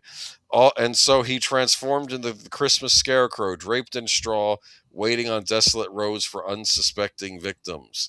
One fateful day, a young shepherd's boy, innocent and tender, crossed paths with this frightful figure Trap. With a heart colder than the winter winds, stabbed the poor lad with a sharp stick. Oh, but it gets darker. He carried the limp body back to his lair, slicing it into pieces and roasting it like some macabre feast. But lo and behold, before he could feast upon the gruesome meal, a divine lightning bolt, a punishment from the heavens, struck him down. His wicked spirit, they say, still lingers, haunting naughty children in the guise of a scarecrow, a boogeyman in the dark, ready to pounce if they stray from the path of goodness. Did you hear all that? Yes, I absolutely did. I mean, again, the anthropologist thought process is going through my mind. You have somebody who becomes immortal by eating the flesh of other human beings. You think the vampire, the werewolf, the Wendigo, the zombie, or what are they called? The ghoul, right? Yes, the ghoul, yes. This idea of an undead creature sustaining itself on other human beings. And again, we've talked before many times about the scary ghost stories of Christmases long, long ago, the long tradition of telling ghost stories at Christmas time. I know that for many people in the West, it's a surprise, this whole idea of, is this Halloween or is this Christmas? The answer is yes. Actually, The Nightmare Before Christmas makes a whole lot more sense traditionally than, your typical, Santa Claus, type stories, when you look at the overall history. What on earth? This is the most ridiculous thing. It's a cannibal scarecrow. He pretends to be a scarecrow, and then when you get close to him, he beats your face. I mean, I don't know what's the deal. Is that it's a ghost story to tell at Christmas time. It's really what it is, and these things end up being retold over and over and over again. And if you're naughty, he's going to come after you. It sounds like he's going to come after you whether you're naughty or not, because he went after that shepherd boy. That's always the recurring theme, right? Even to this day, even in the 70s and 80s, when you had all the slasher stories, who were the kids that got killed? All the ones that were out having sex, right? They're the ones that got killed first. Who was the last girl? She was always the responsible one. The maiden, exactly. They call in those movies. The final girl. Like, I know one of the Friday 13th girls, this one girl, I guess, was a little on the heavier side, and she was eating bananas, so I guess her thing was gluttony, right? So that's why she gets killed. And it's ridiculous. And they never say it expressly. It's you get it by implication, You know, the Scarecrow was one of the consistent Batman villains in all media. Like, even when they had the Scarecrow in a pre-sequence of Batman the Brave and the Bold, he was actually scary on Batman the Brave and the Bold like he is in the other Batman cartoons. They didn't actually, you know, make him goofy like the other villains on that show, you know. Dude, this isn't a question of creep. It's always been this way. Back to the Middle Ages, back to even before. It is very, very primordial that during the times of the long nights in wintertime, when people are concerned about the wolf at the door because everybody's hungry, right? There's a lot of fear in wintertime. That's why light, long days of summer, that drives away the evil, right? You know, the what do they say? The barrier between worlds is thinnest in the darkness of winter. This has always been the case. This is why I find Japan bizarre, because their time of telling ghost stories is the summer. And I want to know the historical context for that, because you're right, winter makes more sense. Yeah. In fact, wasn't there a Shakespeare play where the boy was about to tell his mom a ghost story, and then suddenly the queen gets arrested or something before he's able to tell? But it was like, on these long nights of winter, a scary story, or right, you know, is the best thing to tell. It's an archetype for a reason. Yeah, absolutely. All right. Well, let's get off of Mr. Scarecrow here and move on. Oh, but the one thing I did want to say, you drew the correlation with Batman. Look at Batman's villains, and you will find each one of them to be a kind of reflection of his, right? And in a different way. Batman becomes Batman. He's inspired by the idea. What does he always say? That criminals are a superstitious and cowardly lot, and that's why he chooses to be the Batman, because he uses fear against the criminals. Well, the Scarecrow is the dark reflection who uses fear as a criminal against basically everyone. So what is Two-Face? The dual personalities, whereas Bruce Wayne Batman versus... Exactly, where you have the Bruce Wayne Batman. And then you have Harvey Dent and Big Bad Harv. Two-Face, yeah. Yes, okay. All right, but yeah, it's interesting stuff, man. Okay. All right, let me get off. This is freaking me out a little bit. Let's move on. The Christmas Spider. This one is a big surprise. This one should be creepy, but it's actually kind of sweet when you get into it. All right, the Legend of the Christmas Spider. Let's bring this. So I should put this in a little context with Netter here. Netter, because she is the soft-hearted person that she is, she doesn't like anything being killed. So when we see a spider in the house, my first instinct is just kill it and be done with it. She claims it's because, well, I don't want guts all over the place. No, she has to catch it in a cup and take it outside. She never wants a spider to be killed. Okay, well then she might appreciate this story, huh? She will appreciate this story. Well, yes. Also spiders are kind of lucky in your house because they eat all the other little bugs that are there. That's true. Exactly. Also, this is just a little note. If you have a lot of spiders in your house, there's a couple reasons why it might be, but also look for other bugs in your house, because usually the reason that the spiders are there is because they got a great food source. So you might have another infestation you don't know about. Some spiders will eat, like the poisonous spiders, to protect you. There you go. That's something to keep in mind. The Legend of the Christmas Spider is an Eastern European folktale which explains one possible origin of tinsel on Christmas trees. It is most prevalent in Western Ukraine, where small ornaments in the shape of a spider are traditionally a part of Christmas decorations. Story: a poor but hard-working widow once lived in a small hut with her children. One summer day, a pine cone fell on the earthen floor of the hut and took root. The widow's children cared for the tree excited at the prospect of having a Christmas tree by winter. The tree grew, but when the Christmas Eve arrived, they could not afford to decorate it. The children sadly went to bed and fell asleep. Early the next morning, they woke up and the tree was covered with cobwebs. When they opened the windows, the first rays of sunlight touched the webs and turned them into gold and silver. The widow and her children were overjoyed. From then on, they never lived in poverty again. That sounds like a miracle. Yeah. Yes. Variants. Great story. Other versions replace sunlight with a miracle from Father Christmas, Santa Claus, or the child Jesus, and tells the story primarily from the perspective of the spiders who wished to see the Christmas tree. The origins of the folktale are unknown, but it is believed they've come from Germany or Ukraine.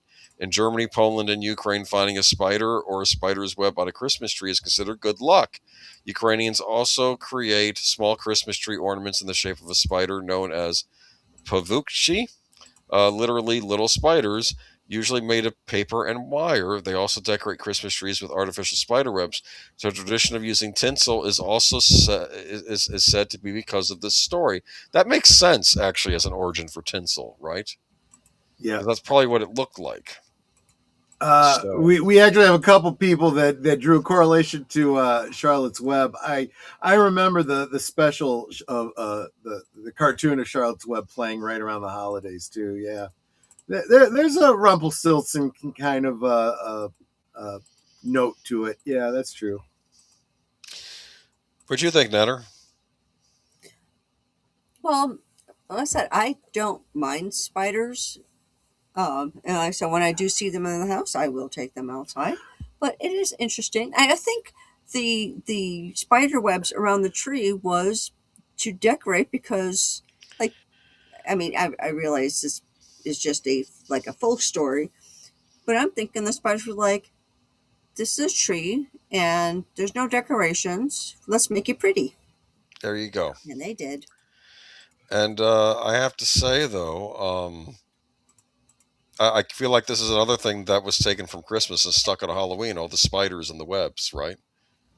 Well, here's where I get a little grinchy on it. From a naturalistic standpoint, it doesn't work real well because the idea of a spider in wintertime on a pine tree, because what are webs for? It's usually for catching their food. It's for catching flies and other flying insects for them to eat. They wouldn't survive the winter if they were trying to do that. So, but if you're indoors and you got this tree there, if it is indoors, and that is another I don't know if you'd call it a legend, but historically, if we talked about Christmas trees, there was a time when Christmas trees were displayed in the house, hanging from the ceiling upside down, which there's a couple reasons for that. One was you didn't want to waste floor space, and anybody who has a small home or a small living room and needs to move things around in order to make room for a Christmas tree knows this. The other thing was rodents were a bigger problem, and you didn't want your tree on the floor. Yep. Giving them a place to nest. So if it hung from the tree, you didn't have that problem. Anyway, just thought I'd mention that. That's not so much a legend as an actual true fact of how people have celebrated the holidays over the years. We used to get pine trees for Christmas until one day a tarantula came out of the tree. Okay, well, that's a Christmas surprise, isn't it? Which tells me that those trees were being grown in a temperate region and shipped in. Wow. You're going to find that a lot of stories, and I'm sure at least half of them are true, of people finding tarantulas in their bananas at the grocery store. Same thing happens. Oh, now we're doing a kind of a 180 now. We're getting off the myths. Unfortunately, this is a missing... these are real things that really did happen at Christmas time. I picked two of them. Yes, this actually is not a legend. This is something that happened. I thought it was interesting enough. It's funny. I was watching Zodiac recently, so that's interesting. Mhm. Okay. Patty Vaughn's story resonates deeply with those following Suzanne Simpson case this year. Like Suzanne, Patty disappeared nearly 3 decades ago on Christmas Day. The main suspect has always been her husband, J.R. Vaughn, but he has never been charged and has since changed his name. Tonight, so according to her family, Patty had the voice of an angel. The mother of three was ready to start a new life away from her allegedly abusive husband, J.R. Vaughn, but the dream of a fresh start tragically ended on Christmas Day, 1996. She was such a good mom, said Barb Kinsey, Patty's cousin, who was raised with her as a sister. Kinsey has led the search for 28 years. Let me bring up the image here, too. I forgot. I had an image to go with this. Okay. All right. She made their costumes for Halloween, ensured Christmas parties were the best, and was very involved in her church. Kinsey said she sang in a Christian gospel rock group as a lead singer. I wish she could do what she wanted, not what someone else allowed her to do. Patty was last seen by Barbara and her family on Christmas Eve 1996 at their home. She was happier than I'd ever seen her, Kinsey recalled, but we had some tough conversations that night. She was going through a rough divorce, and JR was not taking it well. She asked me if I knew how to file a restraining order because he was stalking her. Patty left that night planning to see her family on Christmas Day, but that day never came. On December 27th, J.R. Vaughn called Patty's family to report her missing. Her car was later found abandoned near her workplace. Investigators discovered blood inside of the car. Despite an attempt to clean it, blood traces were also found in her bedroom using luminol. They found drag marks through the master bedroom into the closet, Kinsey said. Blood was also in the tub sink and on the baseboard. It was enough to process through DNA, and it matched Patty. Investigators said they would arrest him when it matched, but that never happened. J.R. Vaughn has been a person of interest since Patty's disappearance. Nearly 28 years later, remains listed on such. He remains listed as such on the Texas Department of Public Safety website. Kinsey shared details of J.R.'s initial police interview. He refused a polygraph and declined further interviews after the first hour session. Kinsey said he claims someone told him not to be out looking for Patty when she was found under a brush pile with feces and his footprints all around. I'll never forget those words. Kinsey learned about the Texas Attorney General cold case and missing persons unit established in 2021 to assist local law enforcement with unsolved crimes.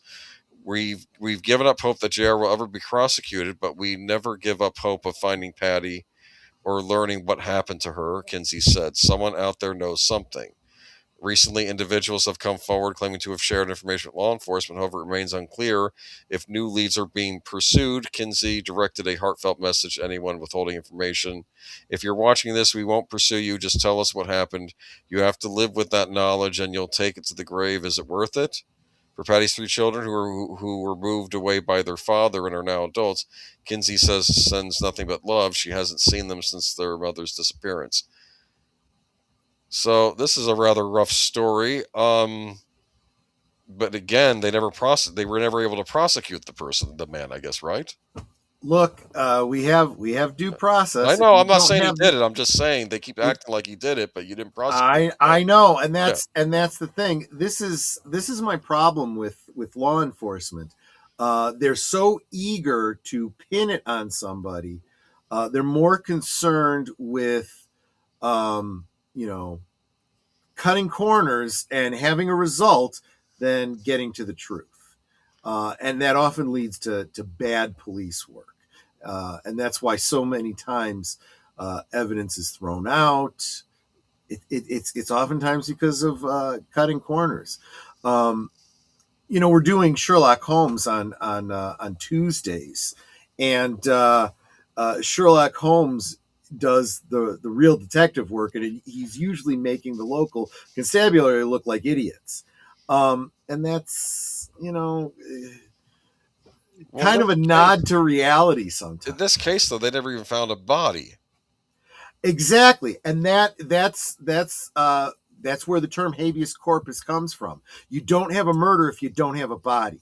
Yeah, I mean, it's possible she was attacked, but we don't know what happened afterwards. I mean, you can't charge somebody with a murder if you can't prove there was a murder at all. Yeah. Because you always have the possibility, well, you know what? Maybe she just left town, changed her name, moved somewhere else. And, You'll never know. It's a shame, though. I don't know if there have been any updates in this case, but I guess No, it's no, I unsolved. looked into it there. I wasn't able to find anything. But Mom gets sick of her children, ran off the floor. Not necessarily geek flag. We don't know.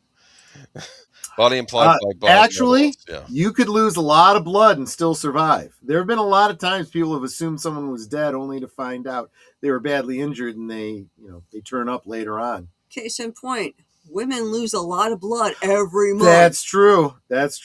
Never Yeah. underestimate someone that could bleed for a week every month and not die. Just saying. What's most likely? Well, that's the thing. Hey, yeah. that doesn't matter in court. You need to It's prove what you it. can prove. You don't put somebody in jail because it's more likely than not. Because think about it. Well- Someday you might be the one who is completely innocent, but you look guilty. Well, you know what? You're most likely guilty. So we're going to throw you in jail. So I guess the assumption is that there was a murder and then there was a cleanup, if that's what the police were going with. This guy was the one who reported her missing. Yes, but he could still have done it and reported her missing to appear innocent. Right. True. We don't know. That's the thing. That doesn't tell you anything one way or the other. Yeah. We don't like to think about that. Okay. Anyway, moving on to another one. Oh, wait. Who would have thought the awful was so much blood in him? Macbeth about his friend Duncan. Oh, yes. Yeah. That's right. They reused that line in the extended edition of Return of the King when oh no, it wasn't blood though. It was like, who imagines something so small could suffer so much or something. Yeah. And it was pretending like they'd killed Frodo to demoralize Right. Aragorn, but yes. Ben Smart and Olivia Hope. This is really Yep. a plain old disappearance, but it's Yep. it's odd. It happened at Christmas time. I don't know if that's the right kind of boat, but I did my best. All right. Probably not, but okay. You know something? I blame the AI. I'll tell you. I don't know. What the heck? AI has a real hard time with pictures. It really does. It's getting better, though, I think. All right, so Ben Smart and Olivia Hope are young New Zealanders who disappeared in the early hours of the morning on New Year's Day on 1st of January 1998. The two princes have been celebrating New Year's Eve at Furneaux Lodge at Marlborough Sounds with other partygoers. The pair accepted an offer from a stranger to stay aboard his yacht in the early hours of the morning, and it was the last time they were ever seen alive. The disappearance of the duo sparked one of the most publicized and controversial investigations in New Zealand's history. After a 5-month investigation, the police arrested Scott Walson, a resident of Picton. Hold on, give me a moment here. I am picking the right people, right? Hold on. Sounds right. Ben Smart and Olivia Hope. Yes. That's who I'm doing, right? Okay, sorry. I want to make sure I clicked on the right article. Sorry. Give me a moment. Sorry, I lost my spot. Says HS Air Bike. Is that what it says on the boat? Air baked. HS Air baked. You know what? It's Air trying. baked. Leave it alone. Okay, after At least it's letters that can be pronounced. It's I've seen crazier stuff. After a 5-month investigation, police arrested Scott Watson, a resident of Picton. The police were subsequently accused of manipulating the media to make Watson look guilty before they arrested him. Guy Wallace, who was a key witness, was presided with a photo montage that may have led to misidentification of Watson as a possible perpetrator. Scientific controversy, including the possibility of contamination surrounding the analysis of 2 hairs found on Watson's boat. Yeah, this would have been a bigger boat than that. Okay.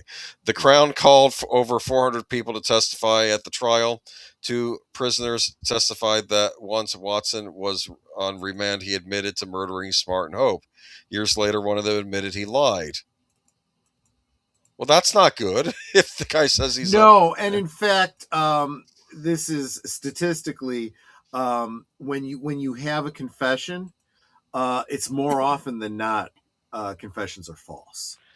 The other was granted the use of a car and cell phone for his testimony by the police. The jury was unaware of this, and Watson was found found guilty of murder and sentenced to life imprisonment with a minimum of non-parole period of 17 years. Livy Hope's father, Gerard Hope, subsequently expressed concerns about the investigation and the trial, disclosing to investigative journalist Mike White that he felt very uncomfortable about the way the Crown ran the case. So even the member of the family thinks this was botched, it sounds. The police investigation and subsequent trial generated considerable media attention and public debate.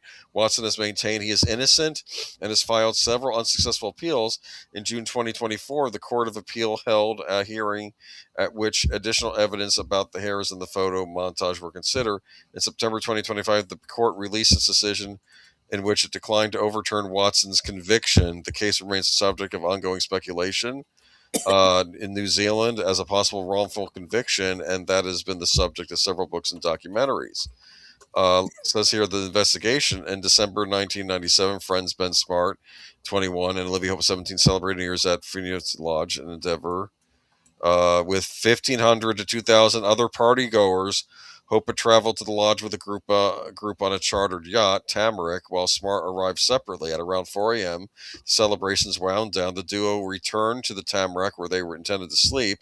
When Hope and Smart found others had taken their book place on the boat berths, they boarded a passing water taxi driven by bartender Guy Wallace. At the time, Wallace had 3 other passengers on board, Hayden Morrissey, Sarah Dyer, and an unidentified man who became crucial to the police investigation. The unidentified man offered the pair a place to sleep on what he said was a yacht. Wallace let Smart and Hope off with this man on the yacht and dropped off the other 2 passengers on the dock. This was the last time Smart and Hope were ever seen. So Boomer, you should have AI'd a bigger boat. All right, I had bigger boat pictures. I typed in the type of boat, and that's what it gave me. I thought, anyway. Yes, I do believe you're right. Lacey Peterson also disappeared around Christmas time. We actually had a whole bunch of crimes that happened around Christmas time. We had to narrow it down. So wait a minute. They said a mysterious man. Was that Wallace, or was that the guy doing the taxiing? None of this makes any sense. Okay, police investigation. Ben Smart and Olivia Hope were reported missing on 2nd January 1998. Initially, the Blenheim police treated the investigation as a missing persons case, but it soon became apparent that the disappearances was suspicious and out of character for the duo. Detective Inspector Rob Pope was appointed to take charge of the investigation on the 5th of January, and a mix of police staff from across the country joined the investigation. It became a homicide case, codenamed Operation Tam, short for Tamarack. The investigation featured requests for the information from the public, significant numbers of interviews from across the country, and months of extended researches of the waters surrounding the Endeavour Inlet. Despite this, no bodies were ever found. I'm curious, if the bodies were dumped overboard, wouldn't they have washed up? Well, not necessarily. There's a number of reasons that they might not. Okay. It's not a guarantee, yeah. Yeah, I mean, if there's a lot of trees along the shore, they could have got stuck on tree roots. I watch a lot of crime shows. Yeah. I see. In his police statements on the 3rd and 5th of January, Guy Wallace, the driver of the water taxi, described the unknown man with whom Hope and Smart left his water taxi as having 2 days growth on his face, possibly arm tattoos, wiry build, 5'9", short, dark, wavy hair, being scruffy in the appearance. That's what happens when I mute. Whenever I'm and wearing a Levi shirt with jeans, Wallace maintained that the man on the taxi was the same man he and other staff had served in the lounge bar earlier that evening. So there were other witnesses of this person. Mm-hmm. At first, I thought the only witnesses were the other passengers who could have been inebriated, so that's not going to be any good. But Wallace was subsequently shown 2 photographs of Watson in montages when he was interviewed by police on 9 January 1998, but said he did not recognize anyone in the photographs. Police then charged the photo of Watson in the montage using a different one, in which he had his eyes half closed. This became known as the blink photo. On 20th April 1998, Wallace was shown a new montage, knowing montage B containing the blink photo. Not realizing this was Watson, Watson said this could be the mystery man on the boat, but said that while the eyes were the same as the man he had seen that night, the hair of the man in photograph 3 was too short and his appearance was generally too tidy. So they tried giving him fake pictures to catch him in a lie? Presumably, yeah. This is crack police work, I think, guys, here.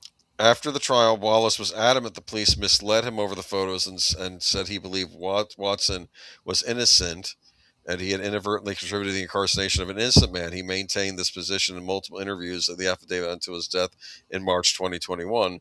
Rosalind McNeely, who was bar manager at the Fumi's Lodge on New Year's Eve, also identified Watson from the Blink photo in Montage B. Once she saw the picture of Watson taken the night showing him to be clean shaven, she also recanted and signed an affidavit stating that she had made a mistake identifying them. Wallace said he felt tremendous pressure from the police and media during the investigation.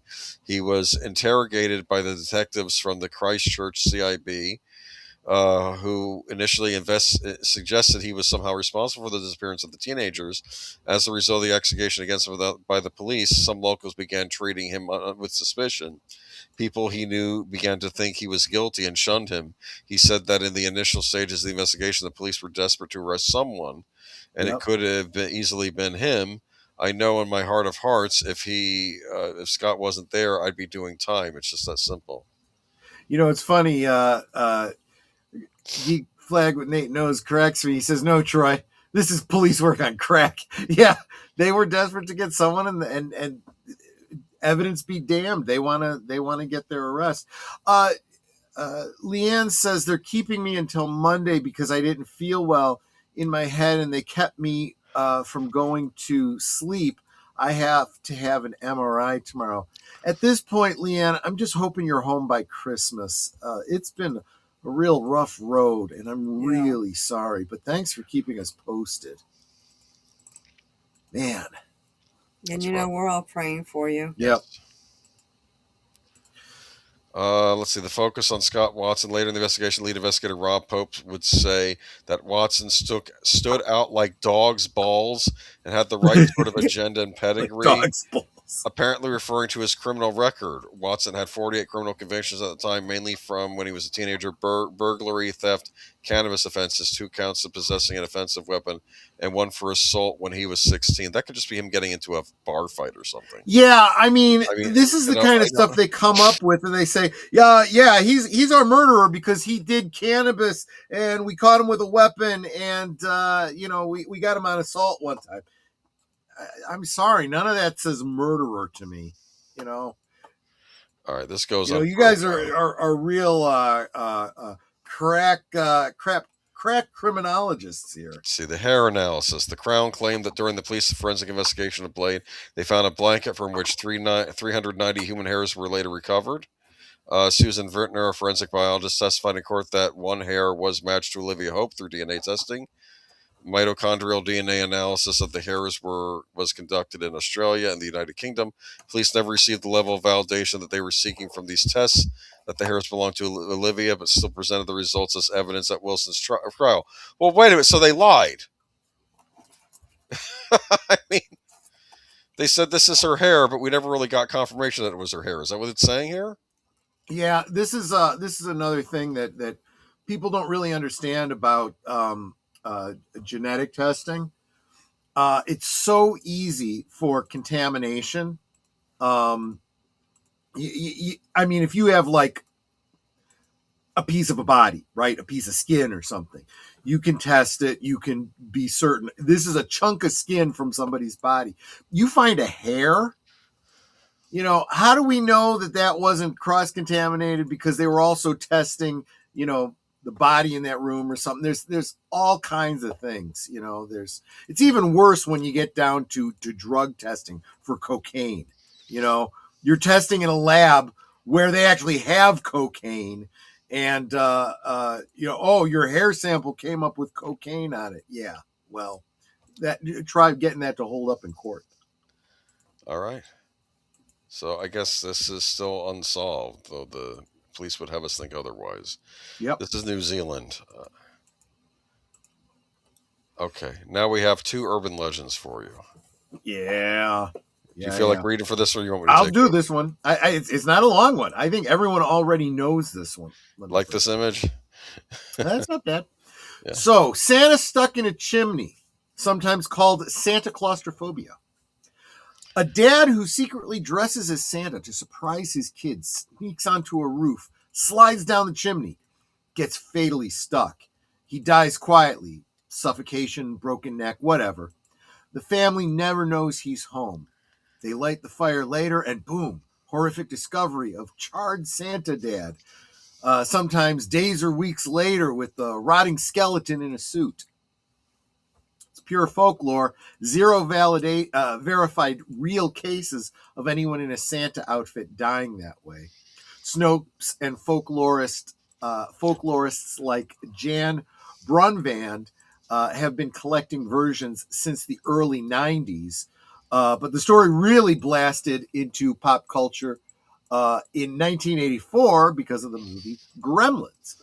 Phoebe Cates' character tells the exact tale about her own dad breaking his neck in a chimney while trying the surprise. That's the moment most people point to as when it went mainstream. Before that, you just get playful Santa's too fat for the chimney, based on songs from the 40s and 50s, but not dead bodies. Real chimney deaths from burglars, runaways, and so forth have happened, but dressed as Santa and undiscovered horrors, that's a Gremlins supercharged myth. But yeah, you can find this one on Snopes. Yes, and it's a very convincing story in the Gremlins movie, right? It sounds plausible. It also sounds stupid. It's like your dad was a dumbass. This sounds like a Darwin Award winner here. I'm sorry, but and I love the fact that they kind of poke at it tongue in cheek by revisiting another trauma from another holiday in the second movie, and the boyfriend just looks at her like, "You got issues, girl." This was the hardest one to do the AI image for. You'll see some of the outtakes in a few That's minutes. actually a pretty good one. Yeah, the whole like idea of the skeleton, freaky. burned or found rotting weeks later. Yeah. I just like the image. It's So- really cool. Here's my personal thing on this. I had thought that there was more to this. I thought this story, I had heard it before Gremlins. I remember hearing it in Gremlins and going, yeah, I've heard this story before. But honestly, I couldn't find any evidence of the story before Gremlins. So maybe I just confabulated that. Want to say hi to Tim Hayes, who's celebrating 14 months of membership. Thank you so much, Tim Hayes. And thank you for being here. So glad to see you here. Mark Daly remembers it from Gremlins. Absolutely. Gremlins is a Christmas story. Absolutely. Leanne says a robber was sucked in a chimney of a house he was going to rob. He called the cops with his cell phone. They came and saved him. Like I said, as I was researching this, I was finding plenty of stories of people that actually, and there's a lot of stories, sadly, about children getting killed in chimneys during the Victorian era, because they used to use children As chimney sweeps. because they were tiny and you could lower them down. Yeah, sometimes they would get injured and sometimes sadly killed. The Phoebe Cates character grew up to steal kidneys from men by drugging them and leaving them in hotel bathtubs full of ice. Yeah, I've heard that urban legend as well. Yes. Honestly, I can tell you exactly how I know those stories are not true. Because if someone was harvesting organs, they would not keep you alive by stealing just one kidney or both kidneys and leaving you on ice. They would kill you and they would harvest all of your organs. And it does happen, actually. Oh, please. Mm-hmm. The Japanese are obsessed. They think it happens too. Anyway. No, it really does. It really does. There's and I'm not going to mention any specific countries, on air. I don't want to get my channel yeeted, but there are countries that actually subsidize that kind of behavior. Crucified Crucified Santa. Yeah, I know this one Santa. There we too. Yeah. go. This is also from Snopes. This is the AI image. If people are offended, well, at least it says this is some lights. It Okay. it is. Yeah. To be fair, the Romans crucified a lot of people. They That probably is would have true. crucified Santa too. Anyway, Possibly. okay. Yes. A Japanese department store once created a Christmas display featuring a smiling Santa nailed to a cross. This is the claim. Driven by a thriving retail industry, a cultural penchant for obligatory gift giving, and a fascination with the West, the Japanese adopted and adapted several traditional Western holiday celebrations after World War II, stripped of their meaning and bent to the whim of retailers. However, these holidays have taken some rather unusual forms in Japan over the recent years. The Mary Chocolate Company is credited with bringing Valentine's Day to Japan in 1958, with the twist that it should be a day for girls to give to guys. Naturally, this led to the retail industry's creation of White Day on March 14th, an occasion for the boys to reciprocate all those chocolates they'd been given a month earlier by buying white presents such as white candy, handkerchiefs, or panties for their gals. Okay. Well, I mean, why not? There's been many a Japanese anime where some perv would say panties. Well, there is, and there's actually an understand. Again, we're getting back to the anthropology here. There is a reason for the penchant for pantaloons in Japanese culture. Why that is? That's probably a topic for another night. Likewise, the Seba department store recast St. Pat. Wait, real quick. Leanne says regarding the people stealing organs, are they related to the Vidians from? I wonder if the Vidian concept is predicated on those kinds of stories. To be honest with you, the cross was elevated higher above the ground. The cross is much too low. Yeah. What is a decoration, dude? Come on. Yeah. The whole idea being, though, that the cross was meant to be a warning and deterrent as well. I mean, that's, Can you imagine putting it up and the scowls you'd get from the neighbors? I'm just saying. Anyway, I'm trying to figure out, and I know, again, this is AI, but FLWCE. I don't know what that is. And I mean, because INRI. I thought it was they were trying to spell Felice, like Feliz Navidad. I don't think this so. was the least offensive one they made. There were some nasty ones in there I didn't even put in their presentation. I'm trying to think. INRI, and I'm forgetting my Latin here. Something. Yeshua. Something, are you kidding me? Rex, Jesus of Nazareth, the King of the Jews. Yes. But what would you do for Santa Claus? It'd be Christos Klaus, King of the North Pole. I don't know. Anyway, let me move on because this is some fascinating stuff. Likewise, the Cebu department store recast St. Patrick's Day as Green Day, a retail promotion featuring things green and Irish. It didn't work. Yeah, because there are no Irish in Japan. What were they thinking? Yeah, and the only reason it works here is because, yes, we do have this is also very interesting. Irish immigrants. It was their day to celebrate. It's not just Irish immigrants either. There is a great deal of European immigrants who, what I should say is descendants of European immigrants who believe themselves to be Irish, with no evidence that they are, and they almost certainly are not. Look. I've mentioned this before. My father claims that he's Irish, but the fact is he can't trace his lineage back to before whoever it was came to the United States. So he actually has no idea. He's about as much Irish as I am Japanese. Yeah, there you go. Listen, what would you do for a Klondike bar? I have always said, every time I saw those commercials, I always said I would go to the store and I would buy one. Would you bark like a dog? Yeah, like would be stuff like that. We should Well, do a I we should do a gotta be Friday honest, I stream about the bark like a worst dog for commercials no we grew reason up at with. all. So We should do commercial stream at some point. we Anyway, could do that. Yeah. the Japan Biscuit Association touted Halloween as an occasion that Americans celebrate by eating biscuits. No. When that failed to go over well, the custom melded into one of friends giving each other orange candy and cakes. Dude, they're kind of limited in how they see things.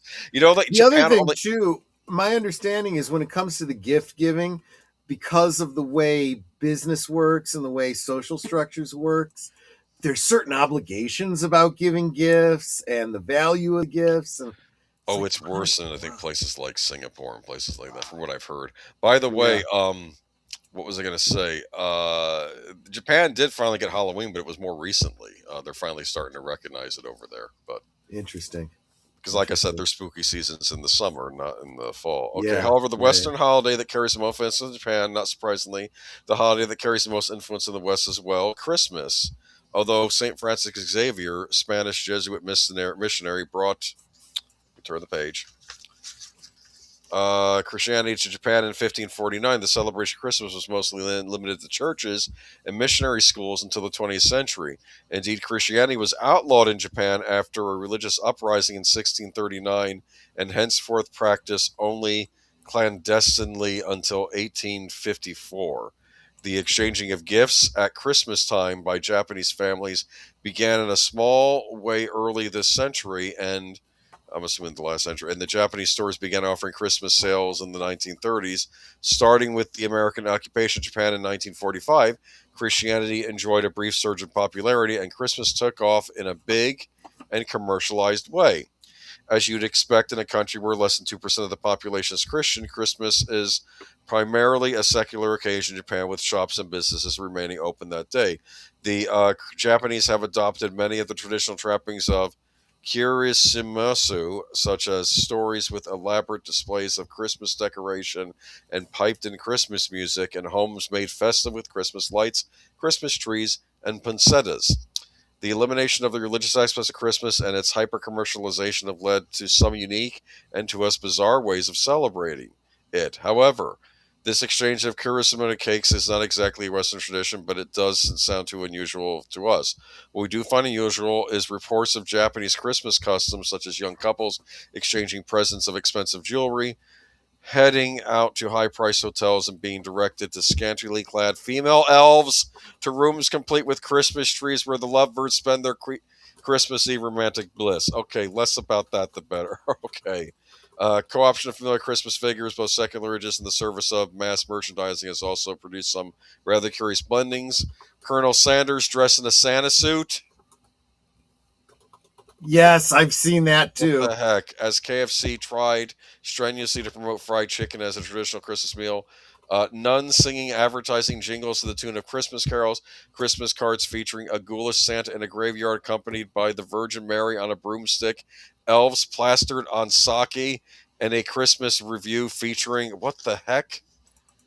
Okay, wait a minute. You had me at elves drunk on sake. That one actually, I think that needs to become part of Christmas tradition. Stripping nuns and three lecherous wise men. See, that's where the three came Stripping. from. Okay, I'm sorry. Yes. And sometimes they just don't get it all. I have no doubt that there's probably on the hub somewhere some videos. Okay. So, when a Japanese TV station reportedly ran a movie, Merry Christmas, Mr. Lawrence, a disturbing film about English soldiers in a Japanese POW as a festive holiday offering. By far the most well-known of these Japanese Western holiday blendings is a notorious story of a department store somewhere in Japan that one year supposedly erected a prominent Christmas display featuring as its centerpiece the smiling figure of Santa Claus nailed to a cross. It's the perfect expression of the clash between the holy and the profane, the secular and the religious, the East and the West. It speaks to xenophobic fears. These foreigners can't be trusted with our religion, our traditions, and it's a darn funny story. It is kind of funny. It's like the ultimate in misunderstanding. And look, there's also a certain element of you try to see it from a foreign point of view and you're like, I could see the confusion. You know, There is, yes. The first I'd ever seen this or heard of this actually was not in it was had nothing to do with Japan. It was an English stop motion animated film called The Secret Adventures of Tom Thumb, where you had your regular, like, Tom Thumb was this minuscule creature, right? like little boy, and he was animated. But the humans, they actually had regular actors, and they were stop motioned with him. So they also had this weird stop motion feel to them along with the clay figures. It was very interesting. But there's a scene later in the movie where I guess Tom Thumb is stuck in some guy's house, and on the headboard is a crucifix, but it's Santa Claus instead. And I was like, what the heck am I watching here? And that's where I first saw this. And I assume it must have been taken as a nod to this horrifying thing. A few Decembers ago, a Japanese department store, desperate to appear westernized with it, mounted an extravagant Christmas display featuring a real-life Santa Claus crucified upon a cross. The granddaddy of cultural faux pas in Japan occurred just after World War II when a Ginza department store rolled out an elaborate Christmas promotion, a smiling Santa nailed to a cross. Now, I think this has been debunked. Let me go ahead and read the last of this article. Okay. Despite all the people who assert that this tale of the Christmas Santa is true and that they know someone who actually saw it, the literal truth of this alleged is suspect. No one, to our knowledge, has produced evidence documenting that such a Christmas display was ever used commercially in Japan, other than as a knowing joke, such as a photograph of the scene or a contemporaneous news account that recorded the date and location. As well, in true urban legend fashion, the details of where, when, and how this crucified Santa Claus was displayed are vague and vary from telling to telling. Santa appeared on a cross in Kyoto, Tokyo, the Ginza district, or a specific department store such as Mitsukoshi.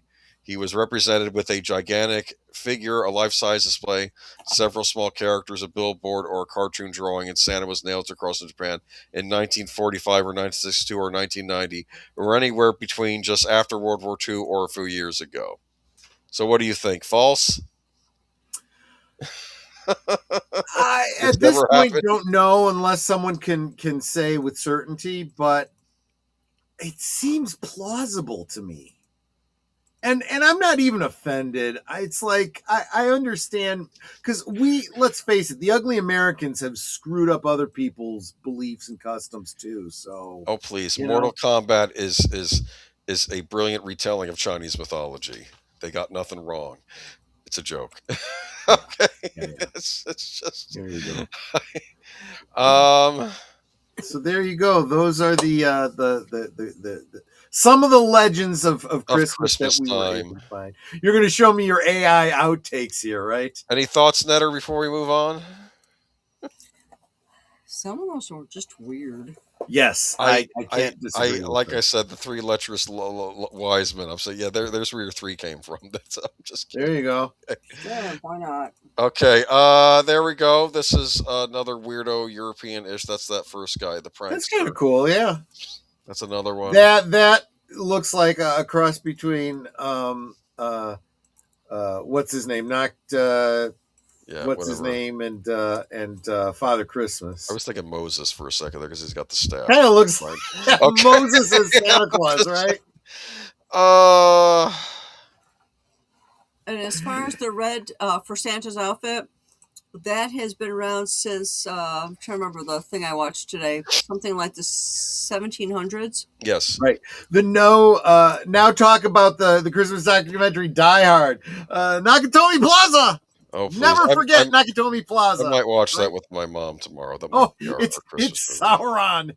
You shall not pass. At least not for 12 days. Oh my goodness! I kind of like that. The blending of the whole Santa Claus with what's her name? The witch lady. Yeah. She's still riding a broom. Yeah. Thou shalt not suffer. What, does she have an extra arm there?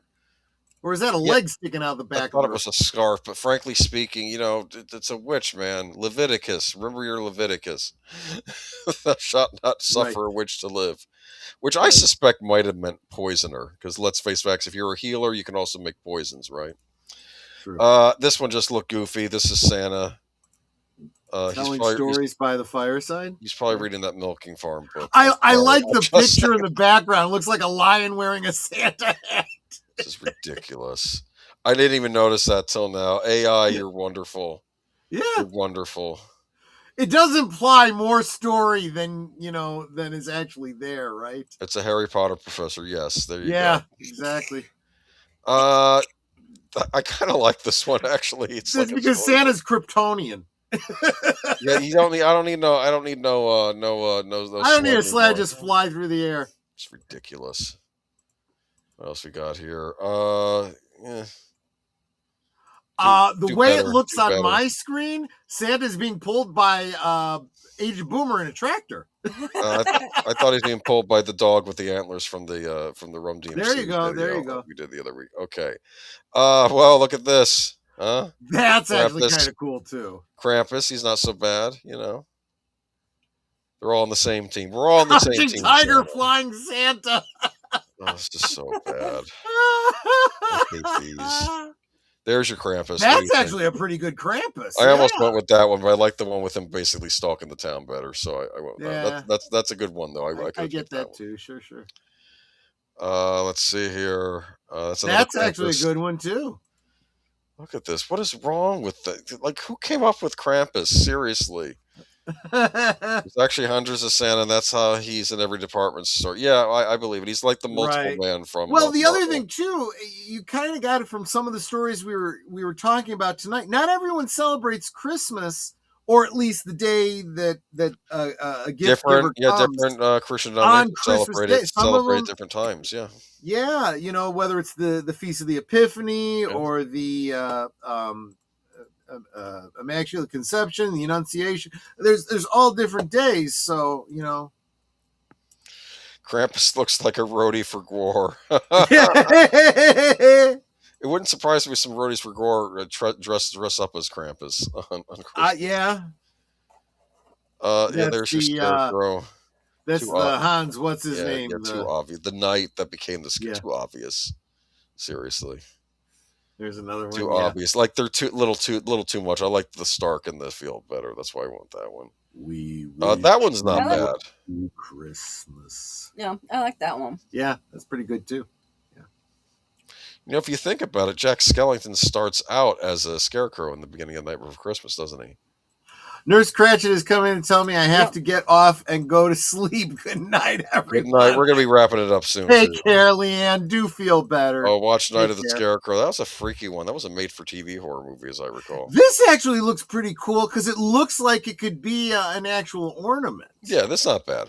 I like it. Or it could be,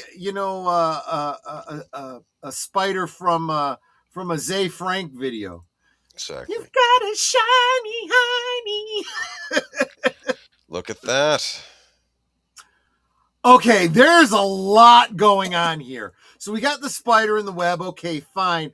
What is with the rabbit on the hearth and Peppa Pig in the tree? I mean, this... And then someone's trying to burn one of their gifts. So the reason I include these outtakes in these presentations is, well, I realized too that whatever AI program was probably burning up power to give me the 4 images, so I don't just want to throw them away because I figure we probably wasted some, I don't know how much electricity it took them. Burger King says, what's red, white, and blue on Christmas Day? A sad candy cane. Just wait. I wouldn't be surprised if we don't see one of those in one of these pictures he's showing us. Let's see here. That's kind of cool too. How the Christmas spider celebrated Christmas? This looks like a picture book. You could probably just do a picture book over the cool, yeah. Right? That's dark. That is dark. We're gonna end here. Yikes. That was from the Santa stuck in the chimney. There are a lot of bad ones. I'm like, oh yeah, that's a good one. Looks signed by I, Mrs. Bell. What is wrong with the AI? Look at that. It's getting there. This nightmare fuel. I'm going to have to get off of this one. Is there any more? No, that's it. Lamar Bell. Wow. Yeah. Let's go back to the spider. Okay, we're done with the presentation. That's all. Yeah, you know what? In fact, even better. Let's just go back to us and you don't like the head, the look like the decapitated head of Santa or something. Yeah, that or broken neck or something like that. He was definitely dead. AI is not natural. Neutral, yeah. It's not Okay, natural take care, either. Horror King. It's not natural either. Ridiculous, man. I swear these pictures freak me out. Yeah. But I keep forgetting I'm subscribed to Canva. I got to use it. So There you go. There you go. all right. So that wraps it up. So, Hope y'all enjoyed Christmas Legends. yeah, yeah. So, of course, tomorrow night, keeping the Christmas thing going over on Big Al's channel with Muppet Christmas. Sunday we will be doing geezers things, talking about. There's some good news actually. We got some good news. Yeah. We have some good news. We have the return of well, I'll say the first lady of gaming. She is back. I didn't think we'd ever see her again, but she's back. It looks like she's back. I keep trying to find a crack in this, but I'm like that's her. She's back. I didn't think this would ever happen. There you go. What was else? And also, don't forget though, tomorrow with Muppet Christmas Carol, I had heard that when Michael Caine was on the set, he treated the Muppets like professional actors. Like he wasn't treating them like he wasn't acting like he was in a Muppet movie. Do you understand? Yeah. Yeah. And then I heard with Muppet Treasure Island, Tim Curry acted as if he was a Muppet. Interesting take. It's yes, an interesting yes, take on it. That's what I've heard. With Michael Caine played it absolutely straight because it's like with all the craziness that the Muppets are doing, they needed someone to be, the straight guy, so to speak. Well, that's the joke. Not to bring up Batman the Brave and the Bold again, which I always do, but that's where they treat Batman as the straight guy and everything ridiculous is around him. Do you understand? Right. Yeah. The other thing is, and I haven't seen all of the Muppet Christmas, but I have heard that there are some things in it that are like bingo spot on, quoted directly from Dickens. You're going to notice some interesting things in that movie. Yeah. But anyway, so and you know what? You guys know what's going on. Let's just get through the weekend. And then next week is Christmas. So next week, we'll talk about what we're going to do for last call. But starting with Liquid Lunch on Wednesday, going to start doing Christmas Eve movie rewatches like we did for Thanksgiving. Yep. Going to have a presentation that is going to run through the night, not necessarily with me hosting. It just might be playing on Cosme. You can go, if you have insomnia or you're waiting up for Santa, you can go watch what's playing on Cosme. And then the following day, we'll pick it up with some more movies throughout the day. And you can celebrate Christmas with us if you got nothing else going on. Even if you are with family, put us up on the big screen and watch the movies on Cosme and so forth. Should be fascinating, yeah. But maybe we'll do something Boxing Day themed for next week for last call. Yeah, let me know. We could do something. Yeah. So all right, cool. Any last words, Boomer, before we wrap it up? Merry Christmas to one and all. There you go. Netter, last thoughts, last words? Well, of course, I want to thank all y'all for being here. I want to thank our producers tonight, which was Geek Flag with Nate, with the Gifty, because that's super appreciated. And I just lost what I was looking at. $2 super chat from Darth Plato. Yes. Tim Hayes celebrating his 14 months as a member. Absolutely. We do this for you guys, and without you being here, we have no reason. We have no reason to be here ourselves. Exactly. And it's your support that keeps our channels going. So thank you, every one of you, for the different ways that you support us and support our channels. Troy had mentioned at the beginning of the stream that he's lost some more members, and it's because they were gifties that had run out. I really wish they would have the gifties end like at the end of the month rather than whatever day it started, but it doesn't. So he needs about 39 more. Thank you, Lady Mist. You are so inclined, please gift a membership. Consider that your Christmas present to Troy and me. Because because I know it would super encourage them.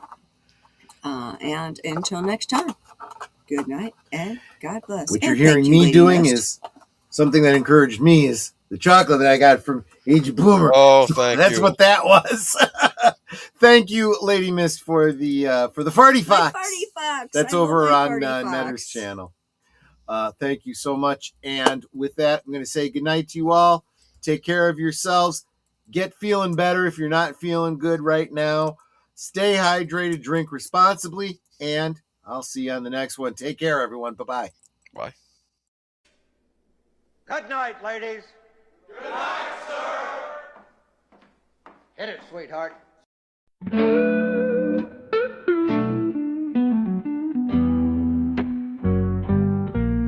The neon lights are fading, closing time is near. Whispers in the corners, secrets shared sincere. The bartender's polishing the final glass. Time slips away like moving through the grass. Last call for alcohol, make your dreams come true. One more round, friends, from me and you. Let's toast to the night, to the stories we've spun. Here's to the laughter and to what's begun. The shadows are dancing as we linger still. Every clink of a glass, a memory to distill. Beneath this smoky haze, our feelings they unfurl. A tapestry of whispers in this corner of the world.